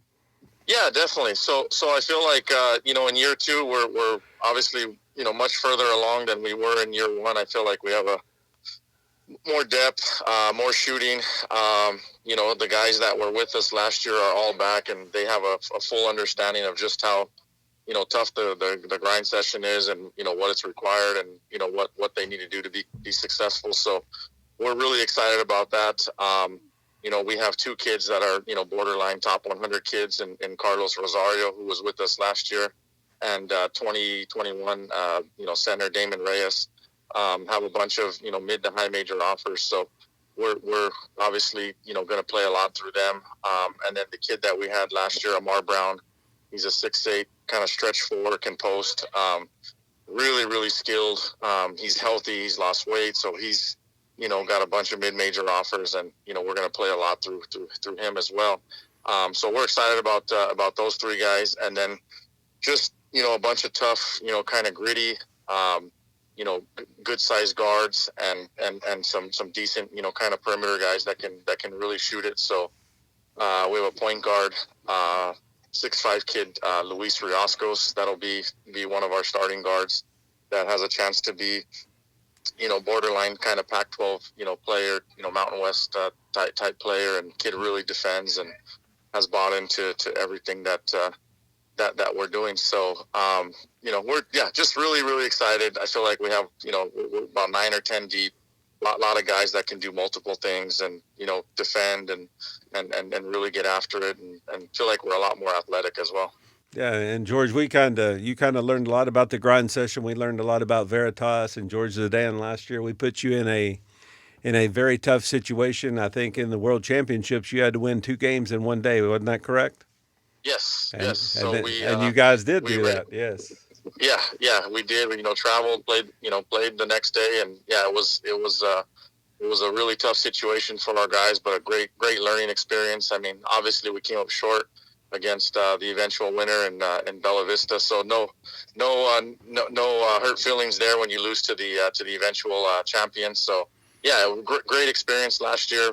All the teams we played were all very competitive. Even going out to Florida and playing the Rock and doing some different things there was a good experience. So, just overall very positive for us. We're really excited about this year. As long as we can stay healthy, like everybody else, then I feel like we have as good a chance as any to be competitive this year.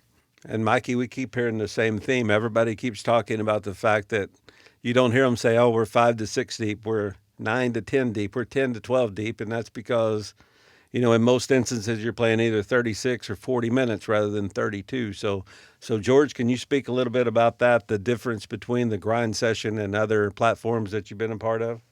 Yeah, the games are longer. They're a lot more physical, so guys wear down, guys get tired. The fact that it's a longer stop time game, I feel like guys, unfortunately get into foul trouble. Guys, there's now we do give you 6 fouls. Now we don't give you 5; we give you 6. Remember? I know. Unfortunately, we fouled a lot last year. But just the having 5 good players isn't enough. I mean, traditional high school, obviously, if you have 3 good players at most high schools, you're really successful, and you're probably in the top 5% of your league, division, conference, state, whatever you want to call it. But, what we learned last year was that we definitely had to find, 8, 9, 10 guys that can all fill a role and all play, because that's basically what you're going up against, So, all the teams we played are very deep. Yeah, I mean, that's, we had 204 guys last year that win Division I scholarships. So that's enough said about that. But you're excited about the fact that you have 4 returning starters who know what you demand night in, night out. And you're an excellent coach. If somebody's not getting it done on the court, you're going to get them out of there and get somebody in there that will get it done. And so that's why, you're kind of the sleeping pick of some of our staff, that think you can, really make some waves on the grind session. But talk about the fact that you have 4 returning starters coming back. It's learning the prep route. There's unfortunately, kids kind of came and went, and I saw that kids kind of bouncing around a little bit, and it just says a lot about our program. I feel that the 4 guys that we had last year that that are back this year are excited, and it says that we're, as a coach, I'm not the easiest guy to play for. We're very demanding of our guys, but I'm very proud of the fact that all of our guys have come back, and now to your point, when guys do make mistakes, multiple mistakes, and screw up, I felt like last year we didn't really have the option to go pretty deep into our bench, and I feel like this year there's 4 or 5 kids that are hungry and excited and young, and really eager to prove kind of what they can do. And also, to your point, I mean, if you have 200 kids earning Division I scholarships on the grind session, I mean, our number 5, 6, 7, 8, 9, 10 guy, I mean, they're trying to do the same thing. So it just gives them an ability to kind of showcase what they're capable of. So. Yeah, you didn't have a lot of depth last year, but one thing I did love about watching y'all play is that your guys always went 110, and they always gave their all, regardless of how many players were on the bench or who was on the other team. Your players always came to fight. Yeah, thank you. No, that's our deal. I mean, we kind of say it all the time. We don't coach effort. That's not something that we're interested in doing, and it's one of the standards that we will not bend on. And in this day and age, you have to kind of give some, and here and there with kids the way they are. But that's one thing that we absolutely won't budge on, and got to play with maximum effort and just kind of deal with the result. Yeah, I can relate to that because I just recently started coaching basketball and football and AAU, and I tell my kids all the time, I can't really coach you hard, and I can't really coach you effort. Like, I can teach you X's and O's all day, but you gotta dig down yourself and give your own effort and give your own heart. I can tell you all day to go harder, go harder, go harder, but it's all about self reflection and whether you really want to do that or not. Absolutely. And I feel like the guys that are doing our deal with our staff and with as much effort as we put into it, they really want to be there. And so it's making for a really exciting time right now, practice-wise, preseason-wise, scheduling-wise. I mean, I don't know how many games we'll win or how many games we'll lose, but I just feel really good about the group that we have, just because they work really hard and they're fun to be around. And that's half the battle in this coaching thing. And exactly. Having those four returning starters is definitely going to help you. I look at your roster and I see you got players from all over the place, the Dominican and Ecuador. You got a lot of diversity amongst your team. And in fact, I remember last year we had to do an interview for y'all where we had to have a translator because one of your kids didn't speak English. So, yes. Having and what's really cool about that, you talk about diversity, that kid was Carlos, who's back and now speaks perfect English. So it's a really cool thing that he's trying to get his piece of the American dream, if you will. Like hey, you come here, you come from nothing, you're sleeping on dirt floors in the Dominican, and now you're here and you have dozen Division I offers, and you're doing well in school and you're doing well off the court, you're doing well on the court, and now he'll be able to do an interview in English this year. So that's pretty cool. Yeah, George, and I'll say it again. We had not only the 204, we had 408 that went Division I, Division II, Division III, that just got a scholarship, and that was over $32 million in scholarships. So, wow, that's priceless, and then you talk about...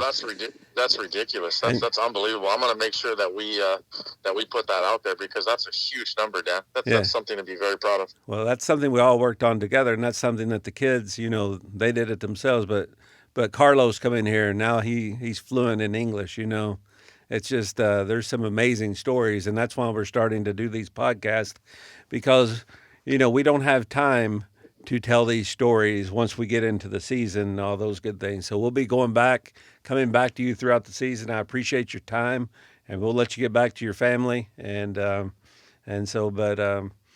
we appreciate you being on with us and sharing some of your stories. But like I said, we'll come back to you throughout the season. So thank you very much. Absolutely. I'm available anytime. Thank you so much, guys. Yep. See you in November, George. All right. Absolutely. Take care. Bye-bye.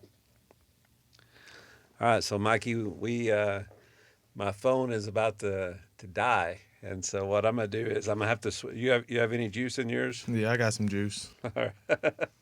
I think we just got Balboa and Phoenix Prep. Yeah, and we'll call Dominique, and Dominique he can sum it up really quick. You know, they may not answer my phone calls if it's not coming from the big and famous Dan Hudson. You know, everybody wants to talk to Dan. No, that's just when they're wanting something. That's just when they're wanting something. Let's see here. Let me get you Dominique's number. From Balboa. Yes, we'll do that first. And then Ortega at Phoenix Prep. See if we can get a hold to Mr. Jones.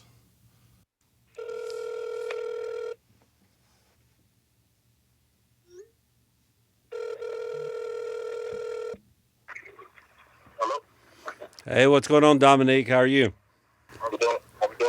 Hey, this is Dan. I'm on Mikey's phone. My phone is about to go dead. We are doing our our podcast, okay? And so if you have a few minutes, we've got you. We're taping you, and Mikey's here with me, and we're taping you from McCracken County High School. But if you have a few minutes, you can talk to us about this coming year and your roster and all that. Yep, I do. Okay. Well, All if you ain't got a problem with it, you can just start telling us a little bit about your team this year and the roster and the depth and some of your star players, what you got going on. So this year, we had about, I want to say, 6 guys come back from last year's squad. I think this year we're going to be a little more athletic, have a little more depth than what we did in the past year. Well, last year we kind of relied on our couple seniors, Malcolm Little and Moses, trying to get it done for us. So I think this year we have about 15 deep, where we have every guy, or about 7 or 8 of our guys can really put the ball in the basket. Yeah. We're a little bit bigger than what we were last year. Couple 6'10s, couple 6'8s. I think we only have one guy that's really under 6'3", and that's our starting point guard, Andrew Malott. He's a playmaker. He can score at all 3 levels. So I'm very excited about this upcoming season for us. I think we're going to surprise some people with our depth and our length and our athleticism. So it's going to be a good year. And then you got Malcolm's little brother, Solomon, and then I know that E.J. Neal is going to be one of your go-to guys as well. So if you can just kind of go down the roster there so that everybody knows who you have, and we'll just kind of sit back and listen to you. Now our starting point guard is going to be Andrew Malott, 5'10", senior, crafty guy. Not going to wow you with his size or athleticism, but if you get in front of him, it's not too many guys I think that can stay in front of him. And then when he's getting to the basket, he can dish it off those bigs for some nice plays. As you mentioned, E.J. Neal and Solomon Little, 2 of our returning guys that played a lot of minutes for us last year. They're going to come back and really contribute to the team. The one guy that came on late last season for us was Daniel Amayao, 6'8" sophomore out of Ghana. He's had a tremendous spring and summer and preseason so far with us. He's gonna turn a lot of eyes this year coming up. Also, L.J. Glover, who's also a sophomore, he's coming alive. His athleticism. His dad is Leroy Glover, played 10 years in the NFL, so he has a great pedigree behind him, and his athleticism and his body is starting to fill out, and he's starting to take off. Got a couple of transfers in.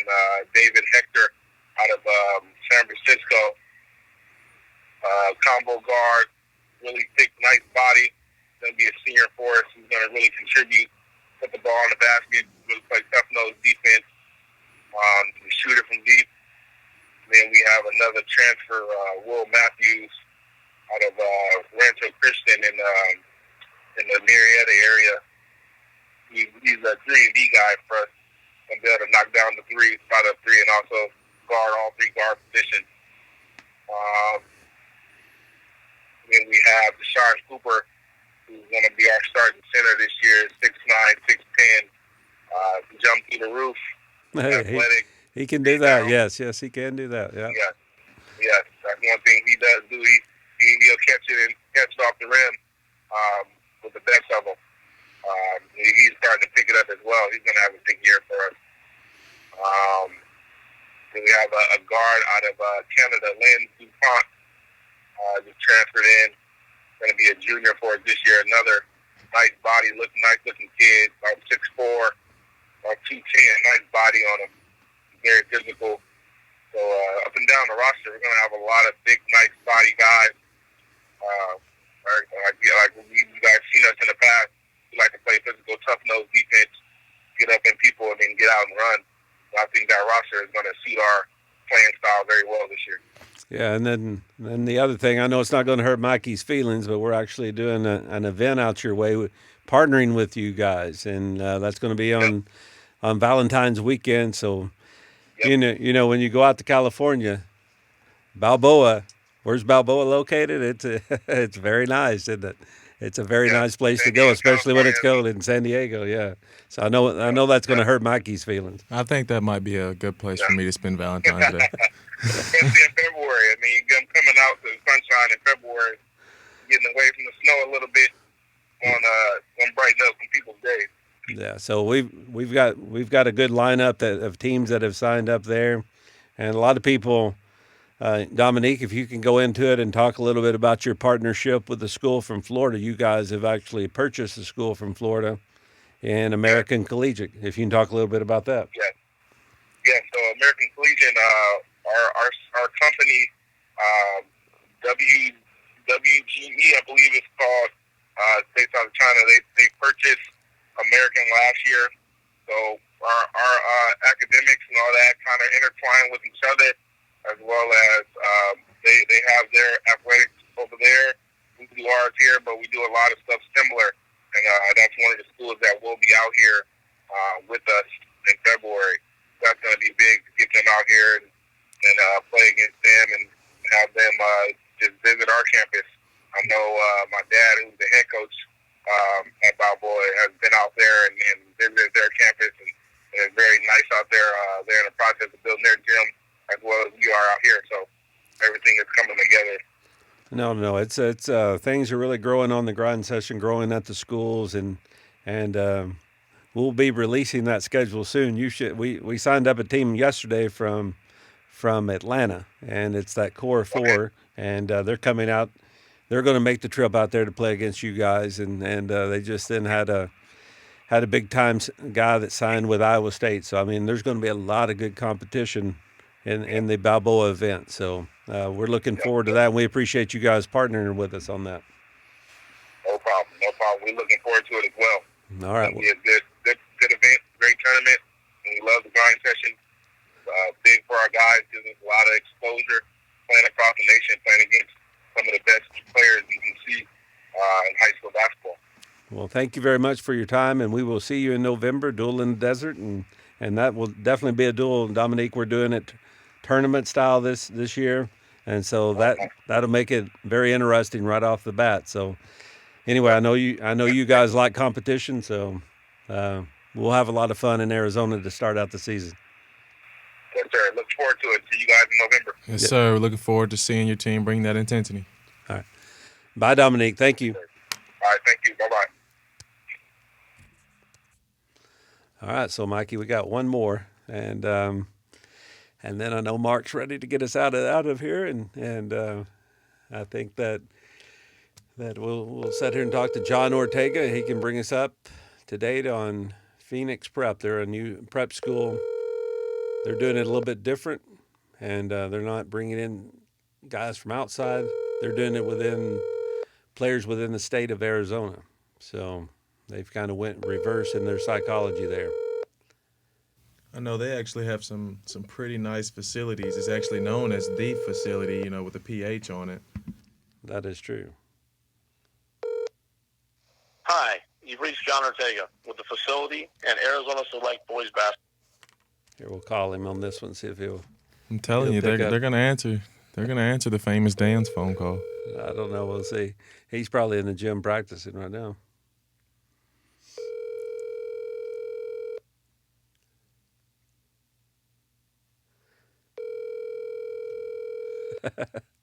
It doesn't make a difference. There you go. I guess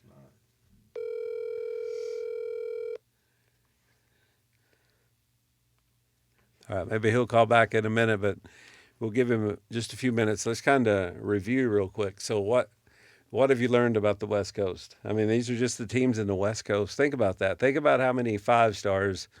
You look at Bella Vista. They already have 3 5 stars, so there's 3. Prolific has the potential to have 4. That could be 7. Trinity has Dacia. There's 8. Arizona Compass has the potential to have 2 to 3. There you're getting up to 10, and then, I'm sorry, I said Bella Vista. I'm talking about Dream City because those kids transferred over. So, just 10 alone in the West Coast. Yeah, 10 plus. It's crazy just to look at. That's a lot of talent out there on the West Coast, and they're on some really good teams, some really good cast around them. We're bound to have some great competition out of the West Coast, and I'm looking forward to the first event, Duel in the Desert, where I'm sure all these teams will show up.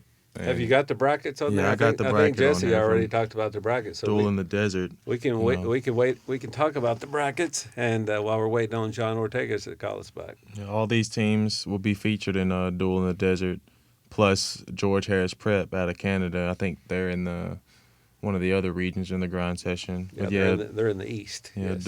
Duel in the Desert this year will be a little different. Like you said, to the other coaches, it'll be bracket play, so it'll be nice to start the year off with an actual tournament rather than just getting them started with games against each other.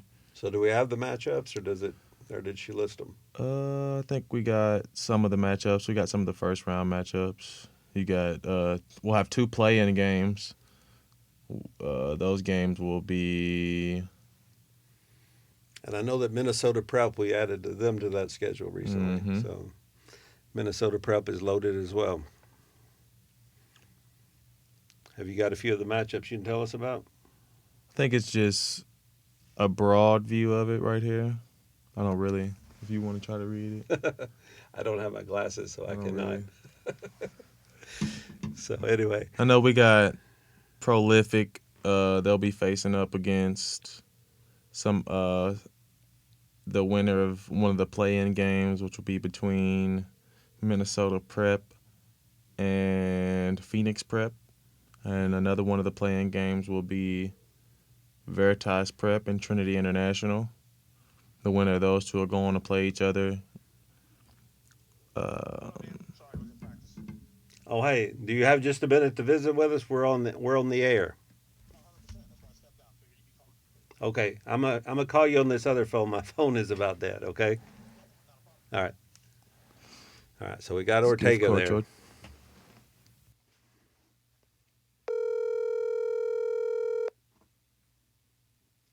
Hello. Hey, John, how are you? Good. How you doing, Dan? Hey, we were talking. I've got Mikey Davis here with me. He's one of our guys. We were talking about the fact that you're kind of doing things different out there, creating Phoenix Prep, and you're doing it within state, which is kind of the opposite of the way teams have done it in the past. So can you tell us a little bit about Phoenix Prep and what your vision is there? Yeah, 100%. Obviously, thank you guys for having me on. And, the grind session does is great. And we've been really, really blessed and lucky the last few years here in Arizona to see the rise of all these prep school teams. Bella Vista, Arizona Compass, now Dream City. These teams that have popped up in Arizona has put kind of Arizona basketball on a national map. And with that, we've been very successful the last few years with our club program, putting between 8 and 11 guys Division I every year. And a lot of these guys are seeing now the exposure that the grind session brings and these prep schools bring. And they've wanted to, reach out and play against these players. And they've only been able to do it in open gym settings and closed door settings with their high school teams. And, we sat down this year, and between my coaching staff and having the facility and everything we have, we decided to put together a prep school team and give these Arizona players an outlet to face this national competition, but do it without having to worry about, the next 4 or 5 star player coming from out of state taking their spot. Right. And that's a very unique perspective. And when you first contacted me, I was like, well, I was a little bit, I wasn't skeptical, but then as I got to know you, I knew your work ethic. And then I realized what you did with that facility already. And if you will, tell us a little bit about the PH facility. Yeah, the facility that we built here a gentleman named Scott Hoffman. He had a vision for building something in the state of Arizona that was a little different than your normal, 4 or 5 court or mega court facility. He wanted to build something that was more along the line of personal training space for pros, kind of a one-stop shop for the serious basketball player. A place with a cryo facility, a full weight room being run by a college strength coach and Chuck Howard, and then 3 9450 courts that give these players a chance to come in and train and go against, elite players, pros, Euro guys coming back. Really just a place in Arizona that's not just a YMCA or LA Fitness pickup ball, but where you can come and get a real game or a serious training whenever you need it. Yeah, tell us some of the guys you had in over the summer. It's amazing the alumni that you've had. Yeah, over the summer we had, we were lucky to have Octagon Sports Agency, Mike George's sports agency. We had 3 different agencies run their pre-draft here. So we had 11 first-round picks that actually trained at our facility, including Jared Culver, Cam Reddish. So those guys were all in and did their pre-draft here with Phil Beckner. And Phil Beckner, he trains Dame Lillard. So we had Dame here a lot, Tim Frazier, Matisse Thybulle, another first-round pick. And we've had a lot of the Phoenix Suns have been in. When we first opened up, in fact, DeAndre Ayton shot one of his commercials in here. Yep, DeAndre, he's a character, but yeah, he Oh man, that was one of the funnest days. I mean, talk about a guy. I mean, every take, you would have thought it was, an NBA game. Like there was zero break in how hard he played between takes, and they had him in here for, I mean, seriously, 8 to 10 hours. Right. He was leaking sweat by the end of it. I mean, they had to keep changing his shirt for the commercial, and he just doesn't know how to take a break. No. That's what a lot of people, they don't really know how good DeAndre really is. And once they start throwing the ball to him in Phoenix and getting it down low to him, and I think that will be this year now that they got a point guard, they'll start to see a different DeAndre. That's for sure. Yeah, coming from they brought in one of those motion cameras on wheels because they wanted to get him getting a rebound and showcase him pushing the ball up the floor. And I mean, and this thing is fast. It's on wheels. I mean, it's made to do live action camera stuff, and they had to ask him to slow down. Oh yeah. Like, hey, you're running past the camera, DeAndre. I've said this. Mikey's seen him. Mikey's going to chime in here in a second, but probably from end to end, any 5, he's the fastest in the NBA. I don't care what they say. When he wants to go, he can go. He's just like a deer. Yeah, I'll definitely agree with that. I mean, coming from, I'm one of the more faithful Suns fans, so I was pretty happy whenever we drafted him and got him. So hopefully this year they'll show him a little bit more love and feed him in the paint and feed him out on the perimeter because he can actually get to the bucket a lot better than a lot of other 5s. He's definitely he's definitely a stretch 5, and he's definitely got a little shot on him, but he can blow by you. Yeah, it was fun to watch that. Yep. And so John, can you tell us a little bit about your personnel on Phoenix Prep, starting with Henry, maybe DeAndre Henry? Yeah. So we kind of have we have 3 seniors that have already committed. DeAndre Henry, our 6'8", 230-pound forward, was one of the top offensive linemen in the state of Arizona and around the West Coast. Had football offers to USC and Alabama, and literally woke up one morning and just decided he didn't love football. His passion had always been basketball. He always played it, even though it was a secondary sport, and decided to put all the dedication into his final year. And ended up losing 55 pounds over the last year to get down to the 230 he's at now. And he just committed to Nevada a few weeks ago. Wow. Well, what a story. So he's going to be a good one. He'll be followed to Nevada with Alim Husinovich, 6'3" combo guard, who's part of the Bosnian national team. Led him to a silver medal in the FIBA and was named to the all-tournament team while he was out in Bosnia.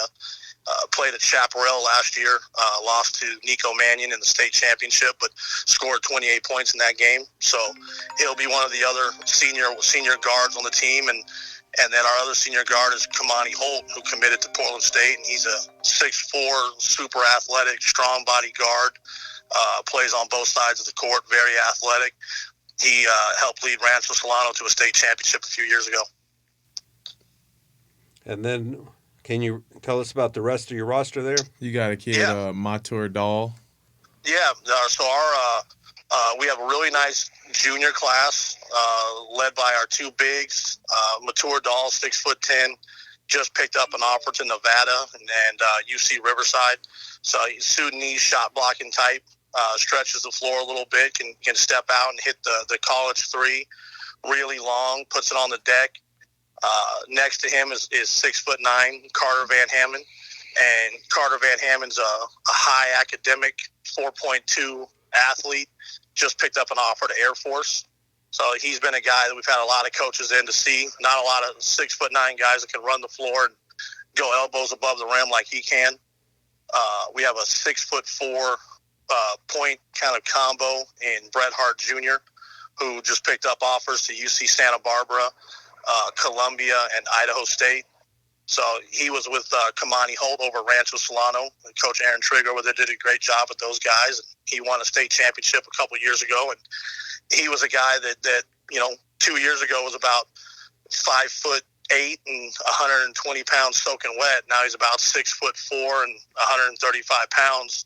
Just really, a lot of our guys are guys like that. In Arizona, they come on late, they develop late, and we've been lucky to get some of those guys.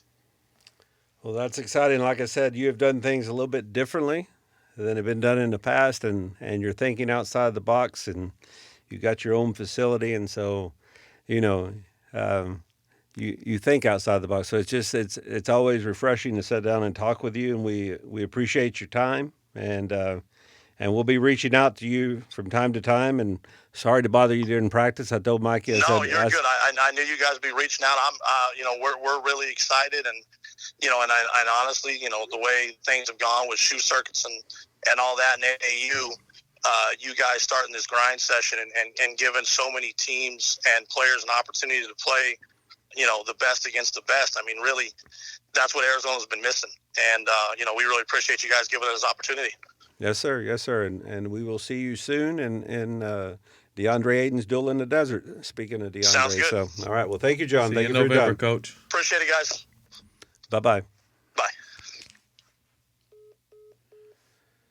All right. Now, Mikey, you're getting to be a low battery here. So we're going to finish up while we got, his name is Byron Williams. He's the new head coach of Word of God Christian. And so I told him that we wanted to visit with him tonight. So this won't take but about 5 more minutes, Mark, and then we will be out of your hair. So, but Word of God is absolutely, pardon the pun, Word of God is loaded, but Word of God Christian, the school, is loaded for sure. So.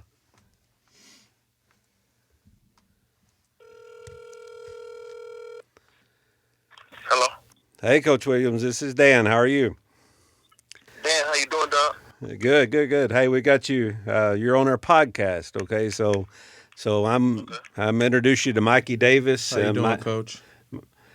Mike, How you doing? Mikey's one of our guys that helps out in many different areas on the grind session, Tanager Sports and so forth. But we've been talking. Hey, everybody's been so excited about getting Word of God Christian back on the circuit, and so me and you have had many different conversations. And as soon as I said Word of God, Mikey, what was the first thing you said? Oh, they got who?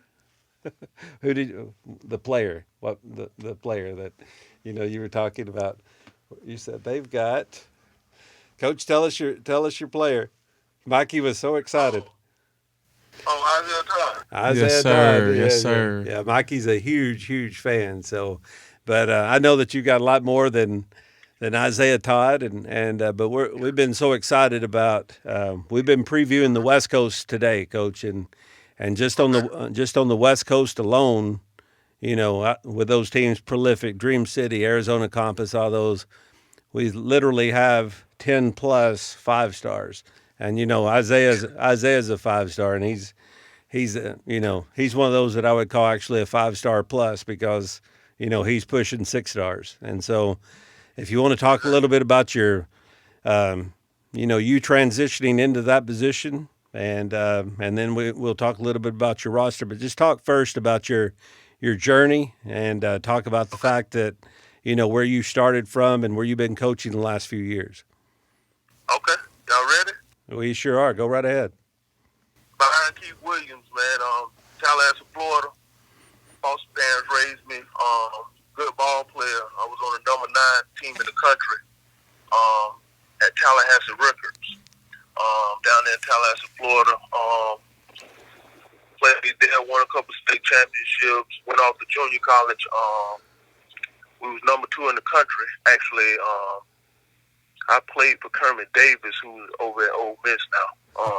Yeah, he could coach. Had a real good team, man, and I was blessed and fortunate enough at 23 to get a scholarship to Shaw University, and my journey started up here in North Carolina. I think in '96, and I've been in Raleigh since '96. A year or 2 after, I became a member at Word of God, the church. Yes. Been a member ever since. Just diehard basketball guy. Coached 2 years over at Shaw University under Coach Joel Hopkins and assistant coach Cleo Hill, who's currently at Winston-Salem State. But just been a phenomenal journey, man. We coached Ronald Flip Murray in 2002, who went off to the NBA. I resigned in 2003. I started a business here in Raleigh with a mental health company. And the following year, I got a head assistant job over at St. Augustine's College, another Division II school. I coached 5 years over there under Coach Thomas Hargrove, who was actually a Hall of Famer high school coach in D.C. Did 5 years over there. In 2008, I resigned because the Lord had blessed my business to take off. We had over 300 employees, about 12 different offices throughout. About 12 offices throughout the state, and really did well in business.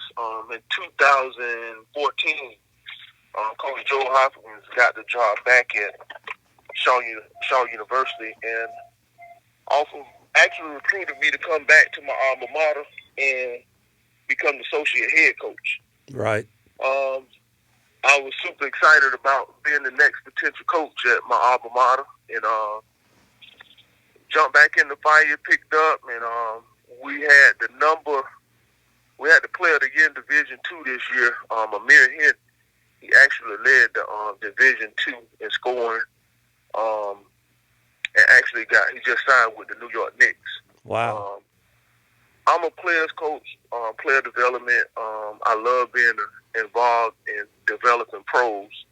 I really enjoyed the whole idea of having talent and convincing talent and showing them how to play together. Yeah.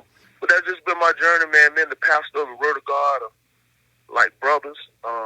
We had a couple talks this summer about potentially becoming the coach after Coach Brian Clifton didn't renew his contract. It was kind of a mutual situation going on. Yeah. And we got a lot of love for Brian. You do, and I do. And Brian was always good to us. And you can talk little bit about your relationship with Brian. You think a lot of Brian. Man, Brian's a great American. We mutually agreed when I initially decided that I'll put my name in the hat for the job. He was the first person I called because I had a relationship with Brian before the job, and I want to have a relationship afterwards. He promised me that he'll do whatever he can to keep the program, where he left it, and to take it to the next level. Which was great for me that he didn't leave bitter. So. No, and it was great for the grind session as well, because what did he do? He recommended, even though me and Brian had our differences at times, he said, hey, the best bet for you is to go with the grind session. Exactly, man. He told me, gave me a call, said, before you complete your schedule, I would like to hook you up with some good people out in Kentucky. And he mentioned the grind session and so forth and so on. And what do you know? I'm on y'all podcast, man. One time for Brian Clifton for being a great American citizen. Yeah, Great American we're citizen, trying to get man. Brian to come back and do some broadcasting for us, which he did for us, throughout his time on the grind session. And a lot of people don't understand the alumni that you guys have had with Raleigh Hawkins, John Wall, and I'm sure there's some other ones that I'm leaving out, but Word of God has put some players on the floor, that's for sure. Oh man, I got a real tough job on my hand because all the coaches at Word of God have won 20 plus games. It's one of those programs throughout the state that kids don't mind coming to. Right. I have more phone calls than reaching out to people. Kids, when you talk about Word of God, I'm talking to a family, they instantly say John Wall. It's a great situation for me because we have a relevant pro. Sometimes programs have pros, but these kids are forgetful these days. Yes. They don't remember, Tracy McGrady in Mount Zion. That's Mount Zion's claim to fame. Tracy McGrady and some older players, but it's just a phenomenal opportunity, man. I was just looking at it, talking to one of the ex-coaches, Coach Quinn Jackson, who played at NC State, and he was just mentioning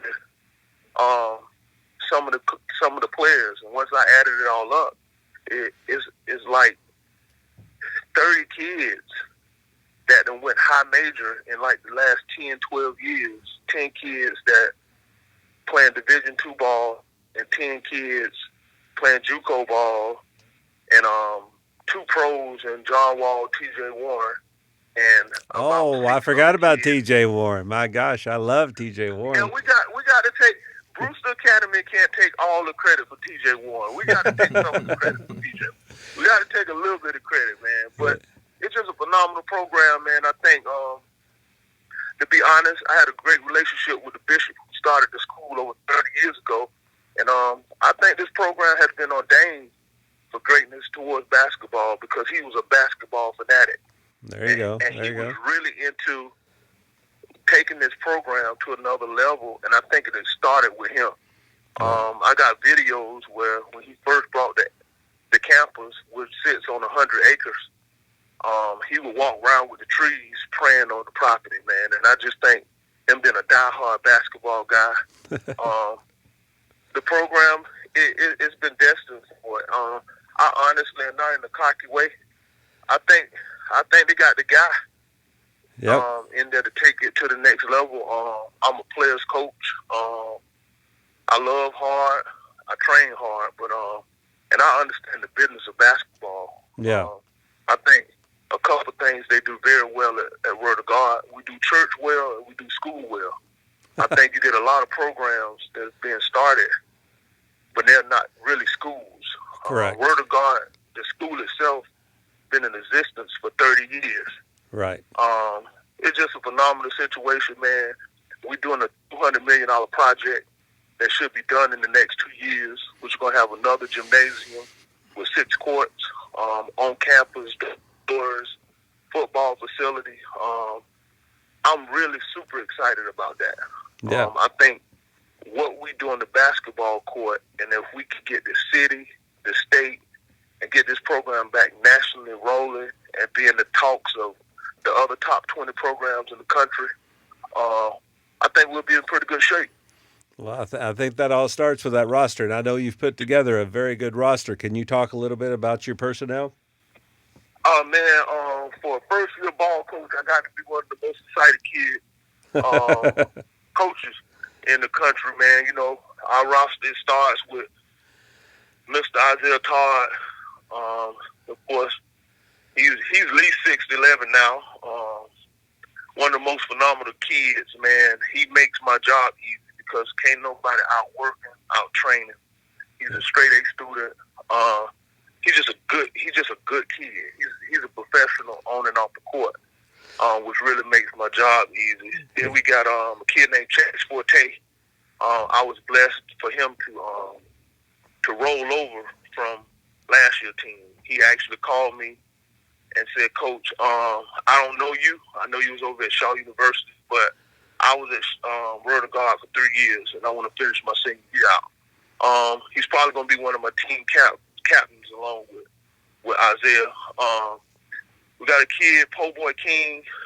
He gonna shock the nation. I'm gonna go on record saying he got to be the best shooter in the 10th grade class in the country. But I believe he's one of the best shooters in the country, without a doubt. He's about 6'3". He played last year at Mount Zion Christian Academy, averaged about 22 points. But he is going to be a real problem. He got offers today from Arizona State and Ole Miss. Then we got a kid, Josiah Shackelford. He's about 6'8", 250. He's going to be a late bloomer. I don't know if y'all remember Charles Shackelford that played for NC State. Absolutely. Well, it's actually his son. We're getting in shape now and doing some stuff with him. Who else we got down this roster? Mr. Khalil Marshall, my 10th grade point guard, reminds me of myself. Real floor general. He averaged 27 points as a freshman at a little small public school called Pender County down east in North Carolina. Really wanted to sacrifice his game and lead a group of guys. So I was actually honored to get him. We got a 6'7" guard named Saquon Harris, another local kid in Raleigh. Right. Played at Garner High School last year, and he was a pleasure. And we got a couple other kids, to line up the roster. Them pretty much some of my main guys, man, and they really gel and play well together. Well, we are doing our podcast from McCracken County High School, and that's where we will first see you, I believe, in January. Is that correct? Or do we? Yes, sir. Yeah, and then we see you. I think we see you 4 times. We see you 4 times throughout the season, and then yes, sir.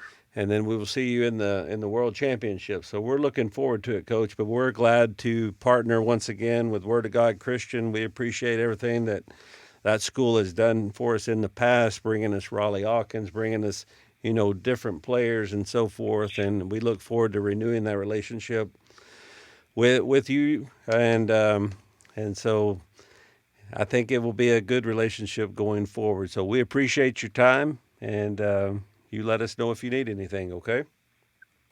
Yes, sir. The whole great state of Kentucky. Word of God Christian Academy is on its way. All right. See you soon, All right, Coach. thank y'all very much, man. All right. Have a good night. Bye-bye. All right, peace. All right. Well, Mikey, that kind of wraps it up. I know that everybody in the control room will be ready to go, and my daughter's ready to go. And so, but I felt like we got to hear a lot of good stories, I think we got probably the most talented platform that we've ever had so far in the 5.5 years. Yeah, I think I can agree with that, especially in the West Side. Just talking about the West Side tonight, like we said, there's 10 plus 5 stars. I don't know if it's ever been like that, and they're gonna have some tough competition out there. And I'm very excited to see, not just the West, but all of the grind session this upcoming season, and all the talent we'll have, and all the scholarships that'll be produced, and just hoping that we can improve on last year. You think we can go over 204 Division I and 408 on the rest? I hope we do. And that 32 mil is going to be a tough number to, approach and pass up, but you never know. The sky's the limit. Yep, exactly. So thank you for your time, Mikey. I know that you got a busy schedule, and we want to thank Mark Madison. We want to thank Chris for coming out, and just look forward to the season. Kind of gets me fired up. Yes, sir. Yes, sir. This is grind time. There we go. Good night from Grind Session.